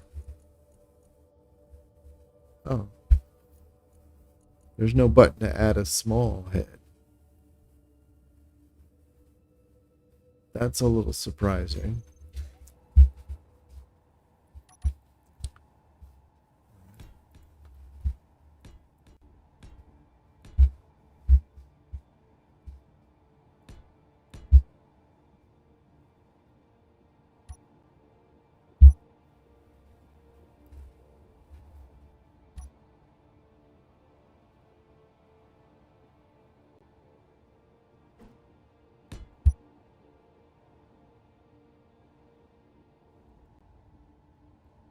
Whew. Wasn't sure about the wisdom of that. All right, cool. That worked.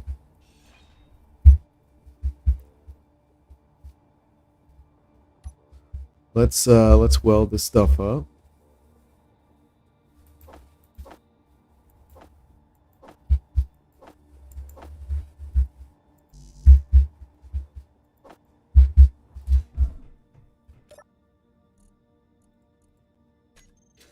Should have used that stuff.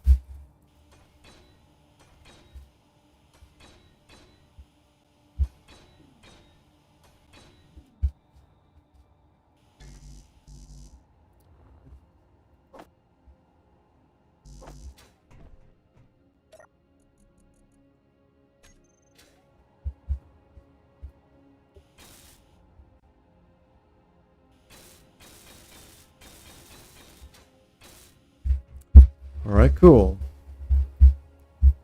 So I'm thinking, there's one design.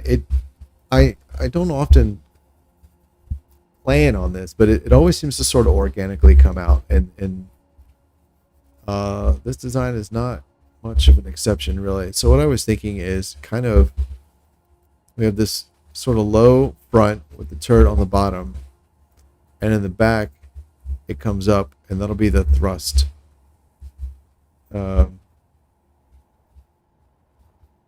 Yeah. So let's see. Let's do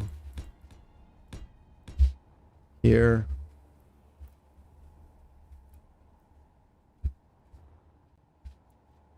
What?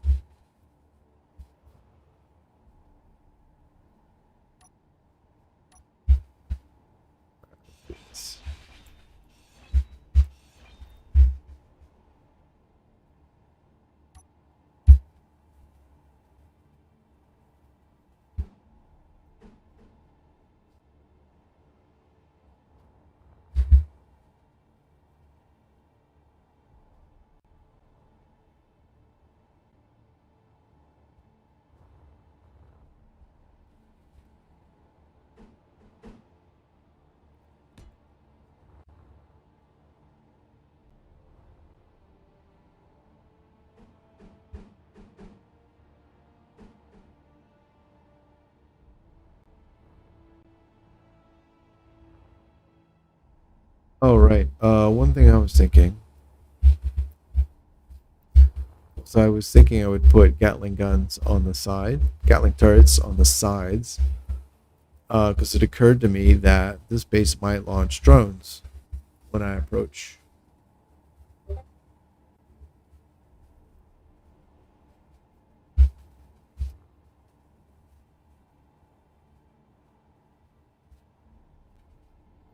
So if I do that, then yeah, got those there. And Gatling turrets, let's see.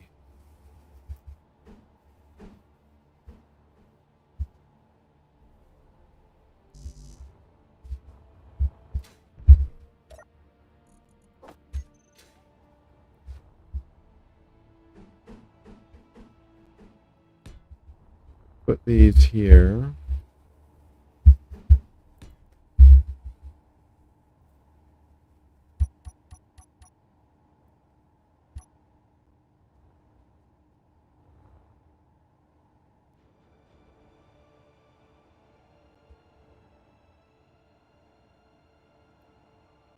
Do I want them here or do I want them out a little bit more?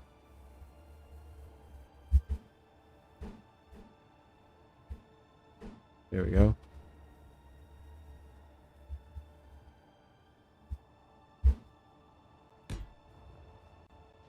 Honestly, I'm not sure. I'm gonna put them here.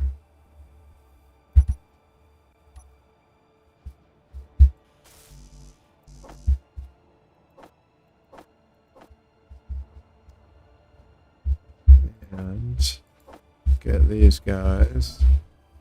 How are we doing on nickel? We have plenty. So if I end up not keeping these batteries, it's not a terribly big deal.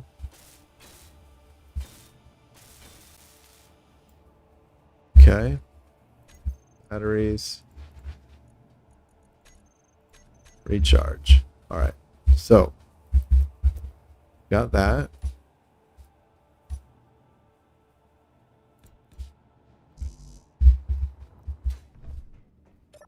Get some metal.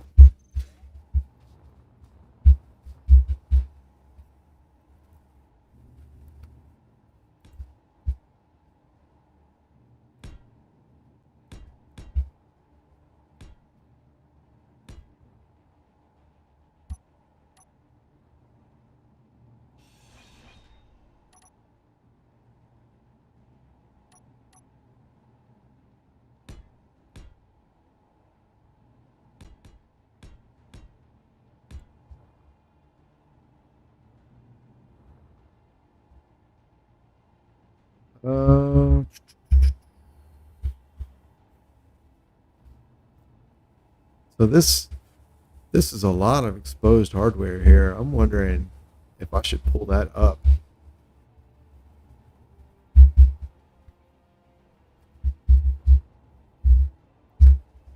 One, two, yeah. I mean, it could be up 2 blocks, so it'd be 1, 1, 2 right here.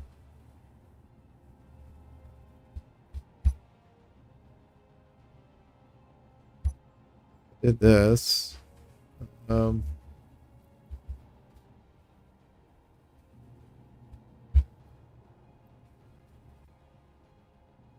I could do a T, like so. We'll do a C here, there, and then a straight. There and there. Okay. Then we can, there we go. Can replace this piece. So, oh, what about out? Yes, I am.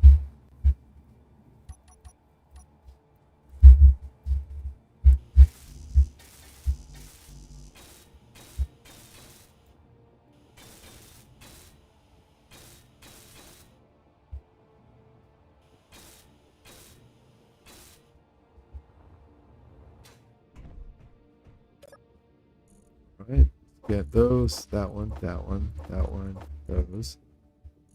Some of those.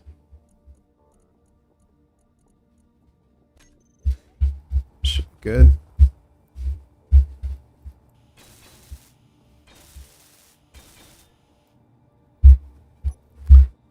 All right, and there we go.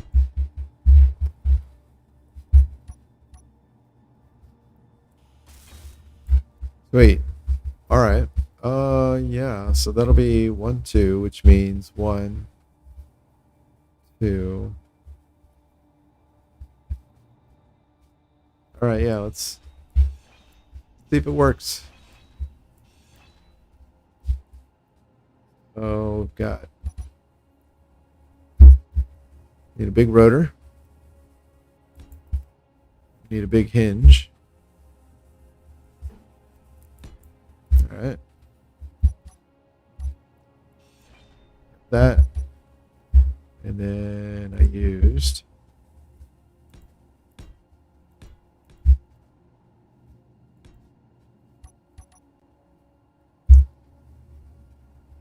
this here.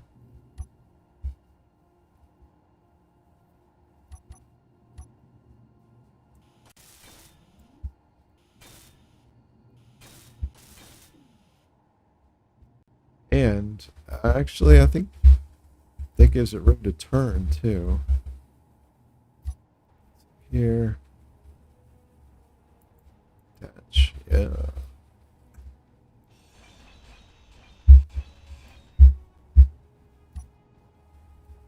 So how we look?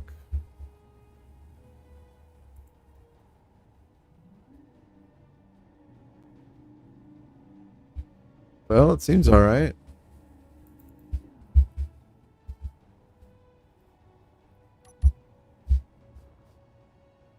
Let's see. Yeah, we can probably do this level fine. This level probably not. I'd be able to do half blocks. I don't know that I'm gonna worry about it though.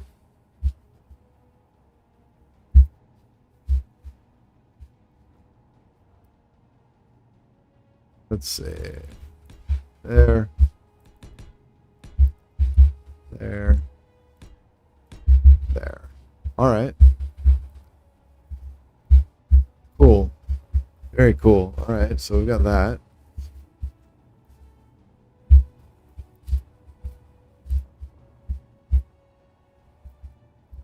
And we've got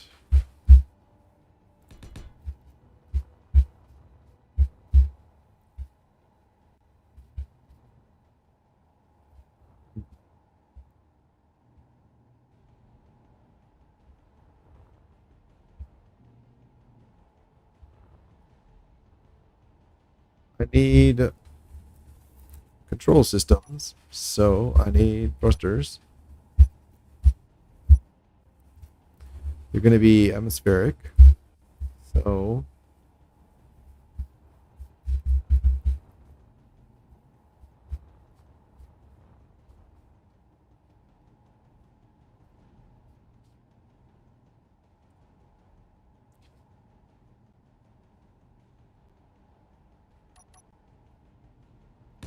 two, three, four. 3, 4. Whoops.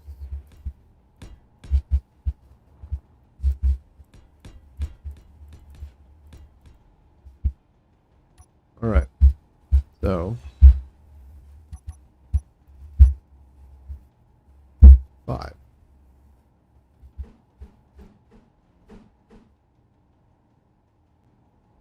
All right.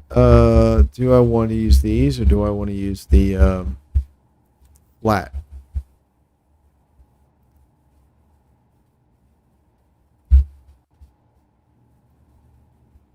I think I want to use these, and I think I'll use per side.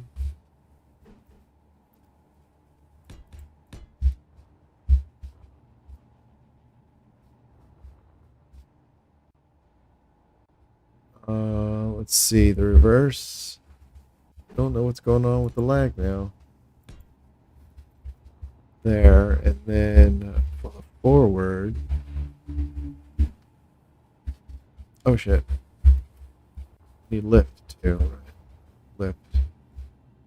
And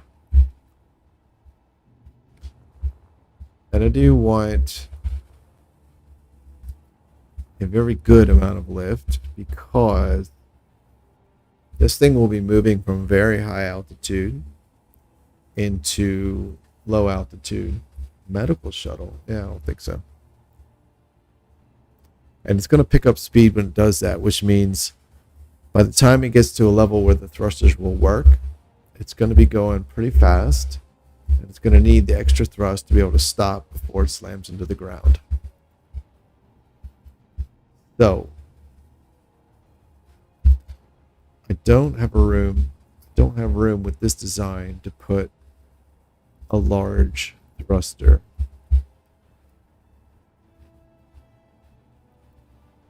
I could put 1, 2, 3, 6, 7 small downward thrusters.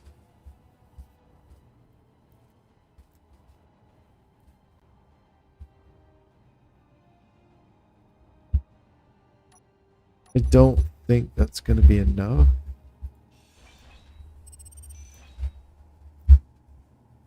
Oh, unknown signal.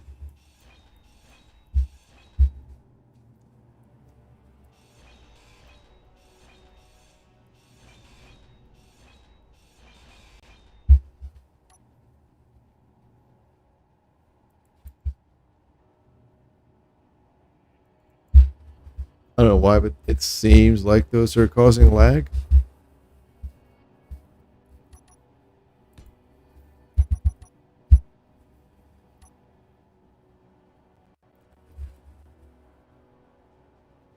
Oh, right. I forgot about these. They're not very strong, though.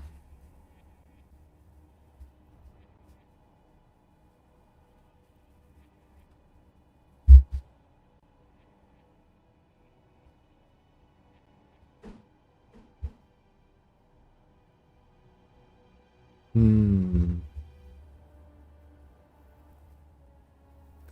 3 flat atmos is equal to 1 full-size atmo in terms of thrust.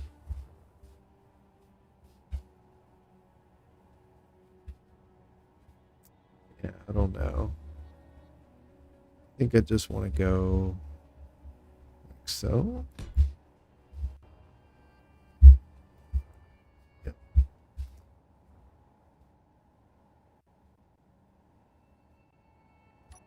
Don't know what's going on with the lag. I've mentioned it a few times because it's pretty bad. I don't know why. Alright, we'll go that guy there.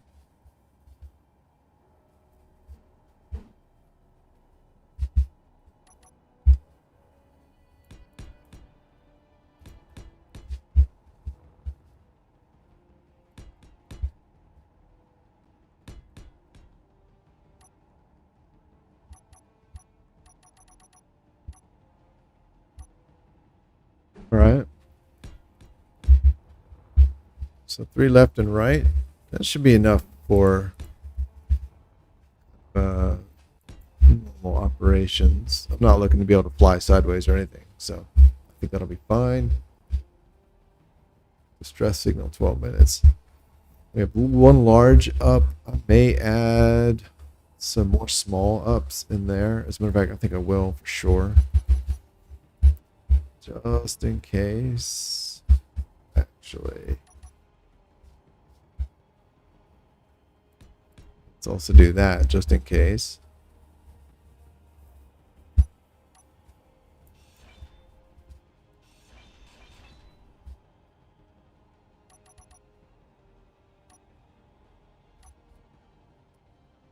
One and oops, 2.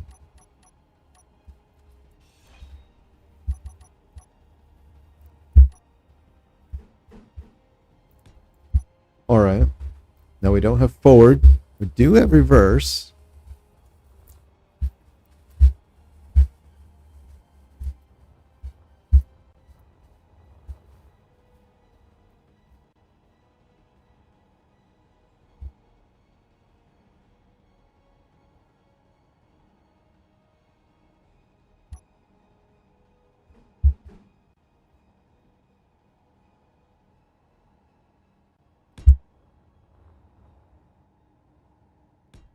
All right, we have minimal forward now.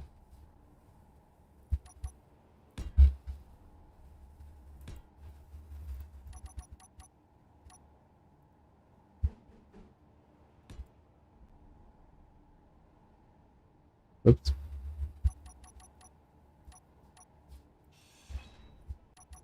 That's why I like being able to build without having to look at the menu bar, because then you can catch mistakes like that immediately because you're staring at what you're doing instead of at the damn hotbar.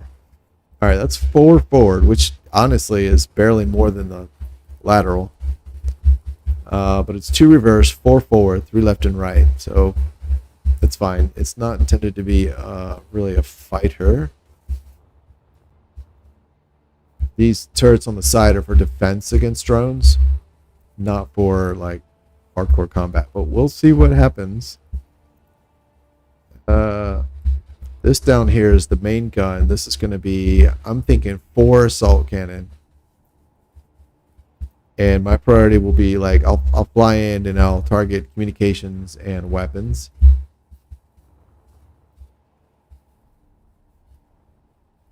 And if I need to build more than one of these, that's fine.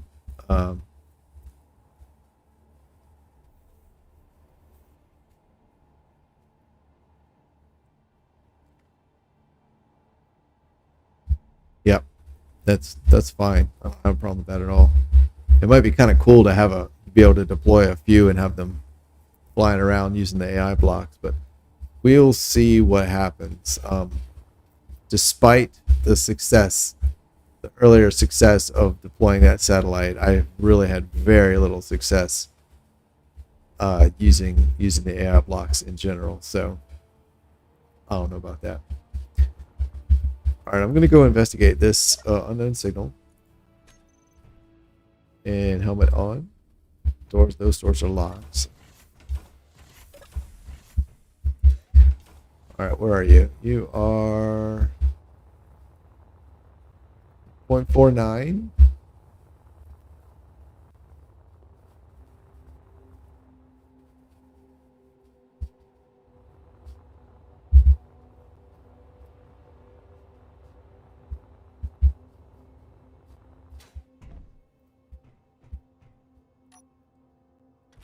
In. All right, charge.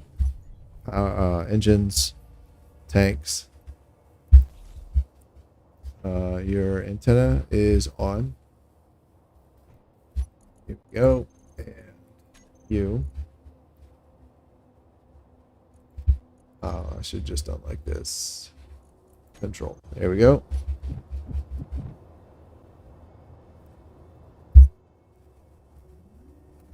Yeah, this is great for situational awareness. I like this.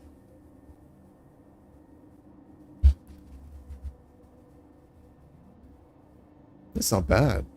Yeah. All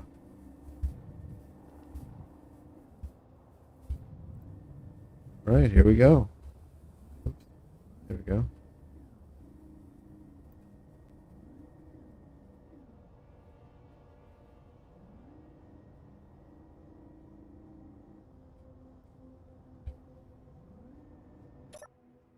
Oh, that's not what I wanted. Oh, wait a minute. We're still in control. Okay. Let's go. Hello. Hello, Mr. Person. Or Ms., or whatever you prefer. And there we are. Okay. Move in here. I really do like what they've done with the unknown signals. They've figured out from a game progression perspective, not like the progression system, but just in generally as you move through the game. They figured out the niche or the intended niche for where the unknown signals are supposed to fit. And I think that's great.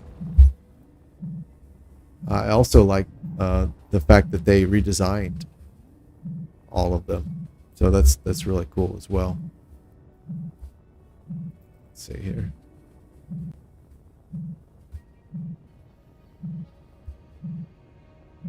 Now we have 6 minutes.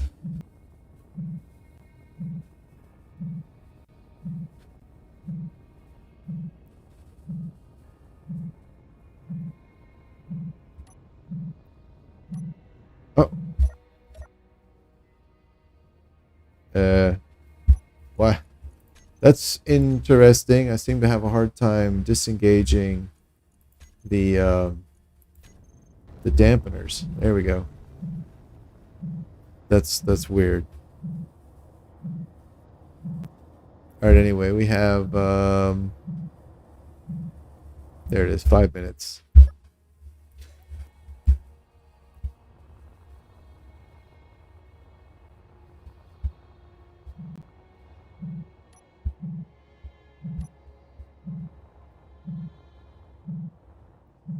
And boop. Yay. Oh, this lag. I don't know what's causing it. Yeah, I'll take those things.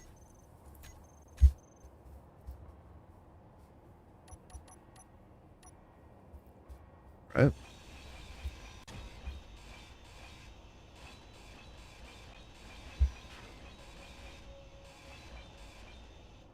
Oh. I think I was just robbed.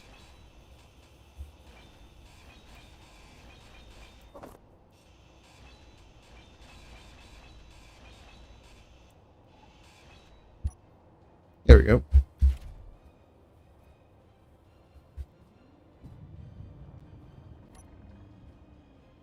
Yeah, every time I go to reactivate the dampeners, it doesn't work. Like when I'm in remote control. I'm not sure why. What's going on there? That's why there's like I always end up like back in character, and then I have to like reassume control of the grid. It's because I've tried to turn off the dampeners, and it didn't work, and so I'm trying to disengage. There we go. Down. It's on. All right. Thrusters off. Batteries on recharge. Tanks on stockpile. Wait a minute. Batteries are at 81%. Fuel is at 99. Okay, that's fine. Let's get down over here.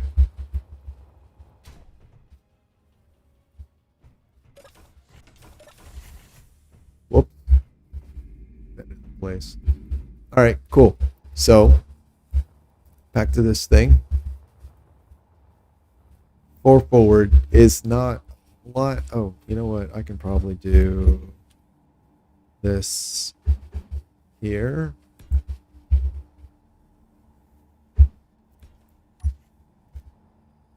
That's pretty cool. So,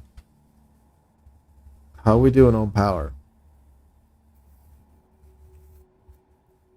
Let's see.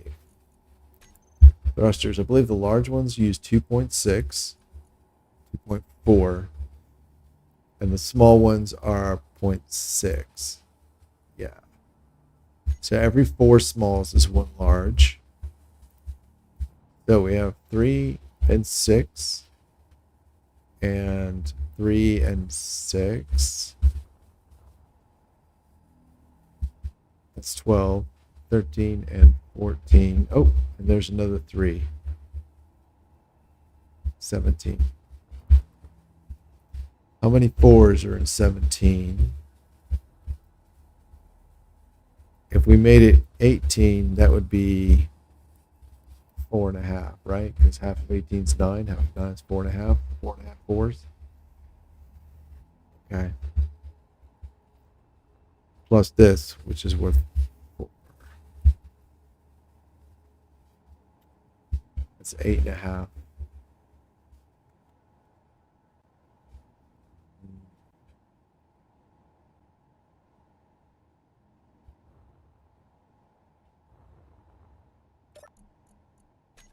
batteries can output 4 megawatts. They only store 1 megawatt, which means at maximum output, you have 15 minutes of power.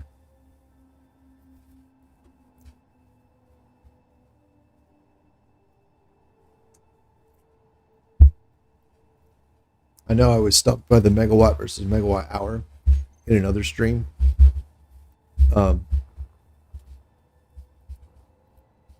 But right now it's making sense. So, right. So, yeah.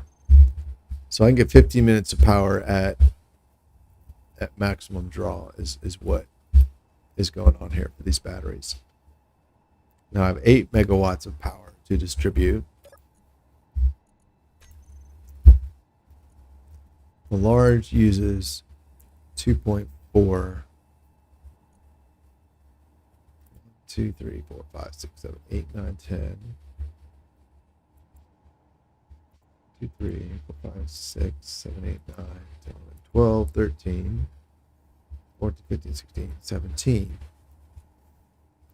All right, 17 times 600 is, well, 10 times 600 is 6 megawatts. Then another 70% of that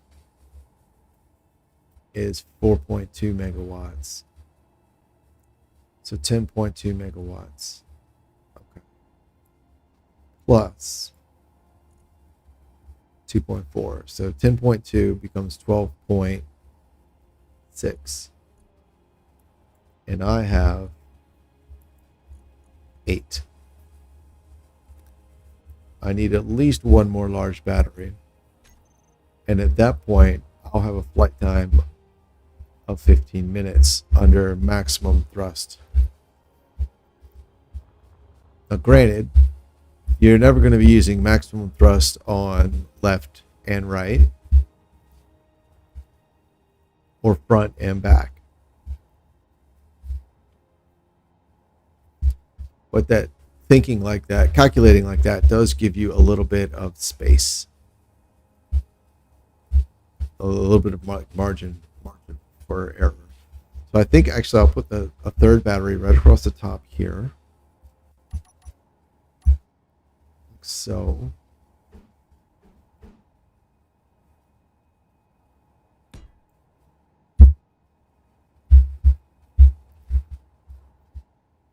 Okay.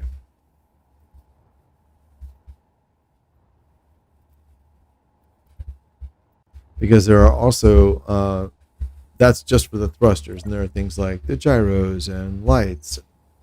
I don't know, maybe weapons. Do they use power? You know, tiny bit, not much. So, all right. I think.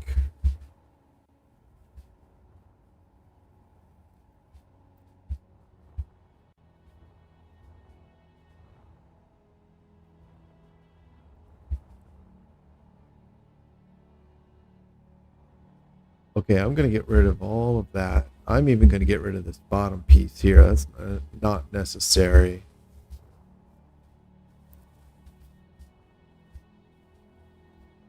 As a matter of fact, I think I'll even go so far as to put a connector on the top. Like so.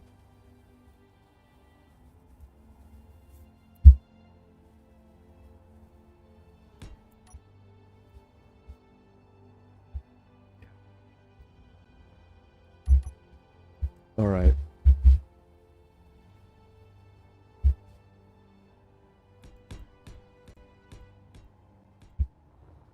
That's the general shape.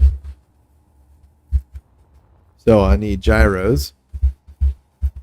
Probably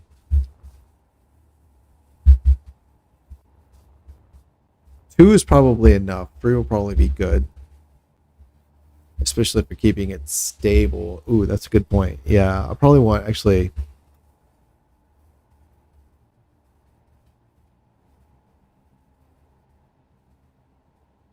I may want to go with 4, actually, because the cannon I'm going to mount have a lot of recoil. Yeah. I think I may put these hold 200. No, these can output 200. They hold 50. Which means at max draw, they are depleted in 15 minutes. Okay. So if I put 1, 2, 3, 4, 5, that's all. 250. That's 0.25 megawatts. That's a quarter of a megawatt. Which does make up exactly the difference on my estimate. And I think I'm going to need to do that. Granted, my estimate was a little high because I included things like the left and the right thrusters. But I find that overestimation a lot of times does not fully cover the additional things I omitted, like gyros and weapons and lights and all that. So I do think I'll put some extras right in here.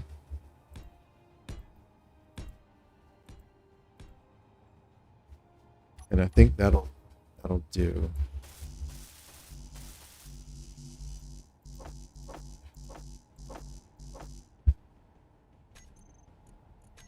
All right. Let's get that guy, and that guy.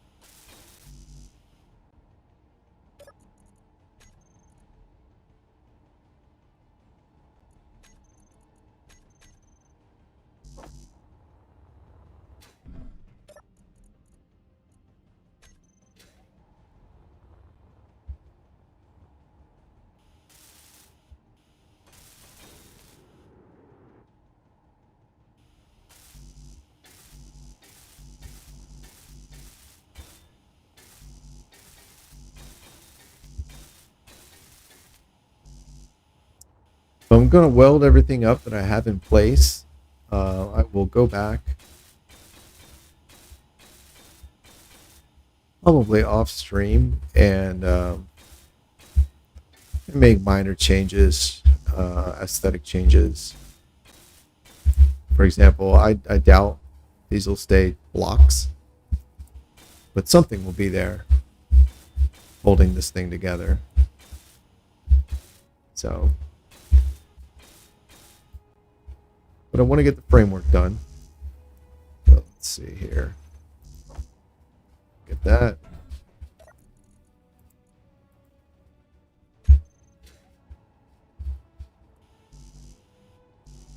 What?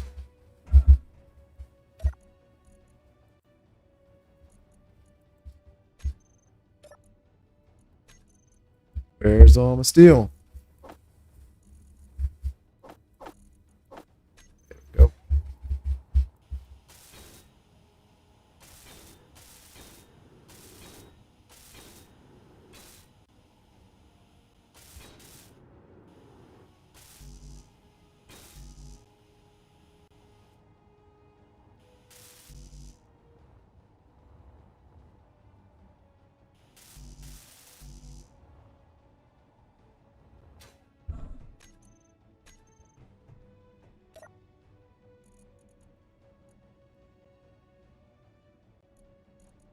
Why is it not picking up steel? That's weird.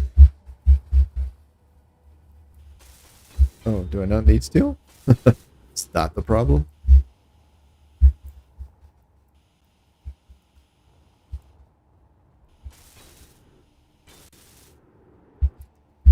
All right. Oh, I missed guys. Interesting. I missed them on both sides. Same amount too. Right. Cool. And then there are 3 under here.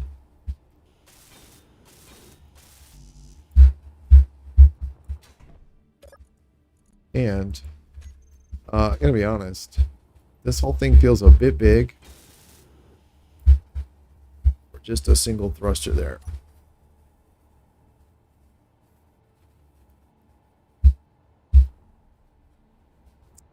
Feels a bit big.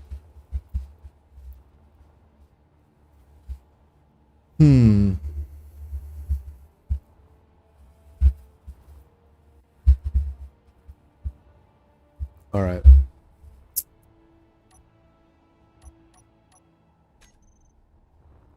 So what I'm thinking is, this is kind of a nice slope to it.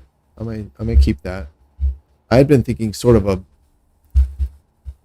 I don't know the right, if there's a term for it, but what I might call like a bulldog front, basically flat, vertical. Basically leaning into like it's not aerodynamic and it knows it, you know. So I was sort of thinking maybe something like that. But I see there's also kind of a suggestion of a slope here, so maybe I might work with that. Generally, this area is going to contain the AI blocks and electronic suite. That's my thinking anyway. Let's see.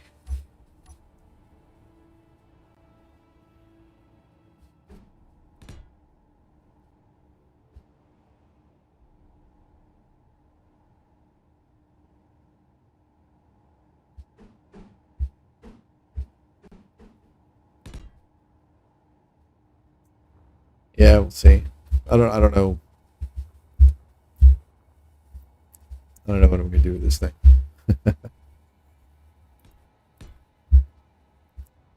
All right. So what I'm gonna need, block wise.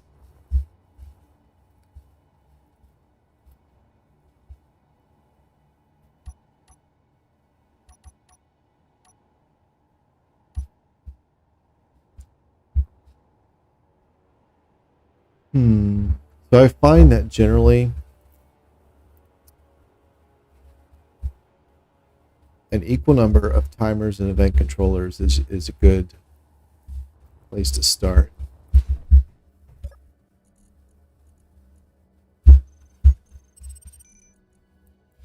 Event. Go. Timer. Like that. Gee, I don't know what these things are made out of. Are they all the same? Oh, they are.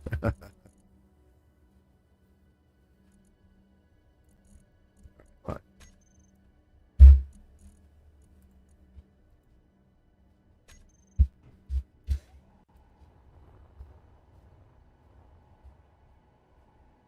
All right, so an equal number is usually what seems to work well. Event controllers.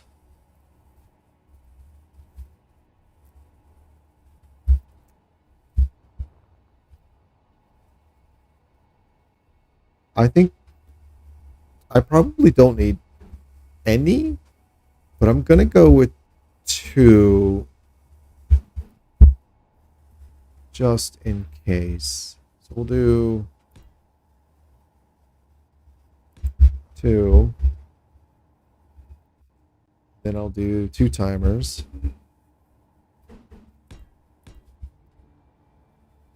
And let's see, we'll do a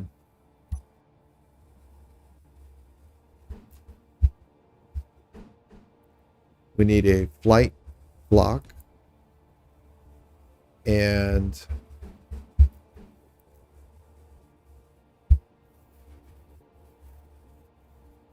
I'm going to use a defensive block and an offensive block.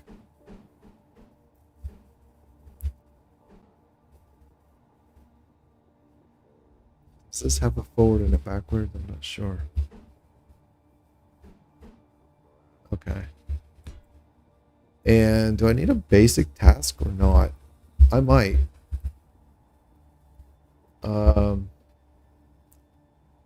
Just to get to the target. I'll put 2 on just in case. Yeah, I don't need the recorder.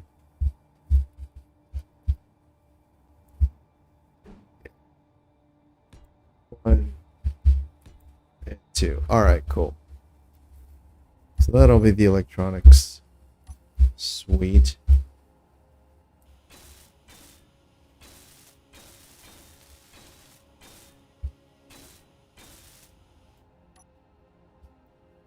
Cool. All right, there are the batteries. Here we go. Oh. Offensive, defensive, flight, basic, basic. All right, and then we have 2 event controllers,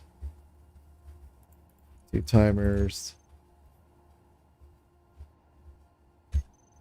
That's it. Yep. All right.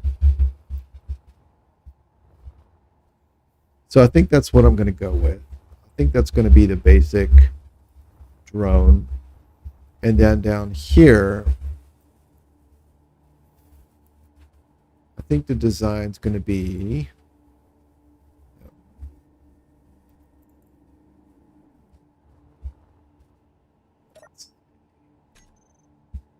rotor. All right, we'll do that. All right, and hinge. All right, we'll do that.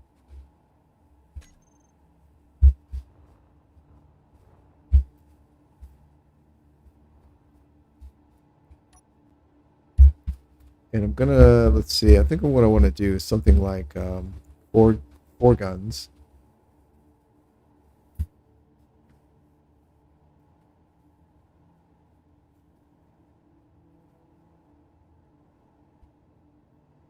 And in this position here, they're going to be pointing straight down.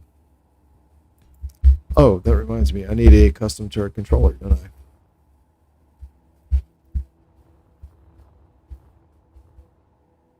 As that is super important. I think I'll put that here.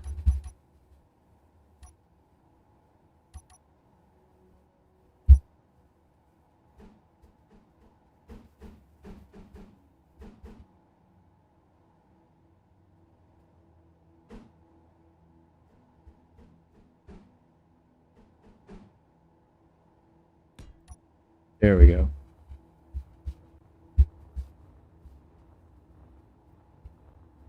All right, let's see how well these things fit. Now I know.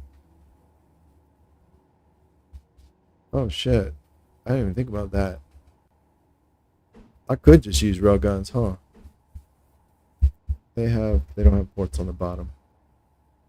But still could just use railguns. All right, something to think about.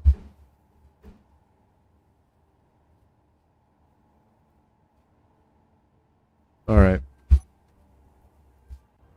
Okay, I'm gonna put some more thought into this. Yeah. Oh, there's another unknown signal. Well, I think that's going to be it for tonight. This is going to be a short stream today. I do apologize, but it is what it is. Good. Helmet up. Come over here and ponder things. And I think that'll be it for today. So I will see you guys later. Goodbye.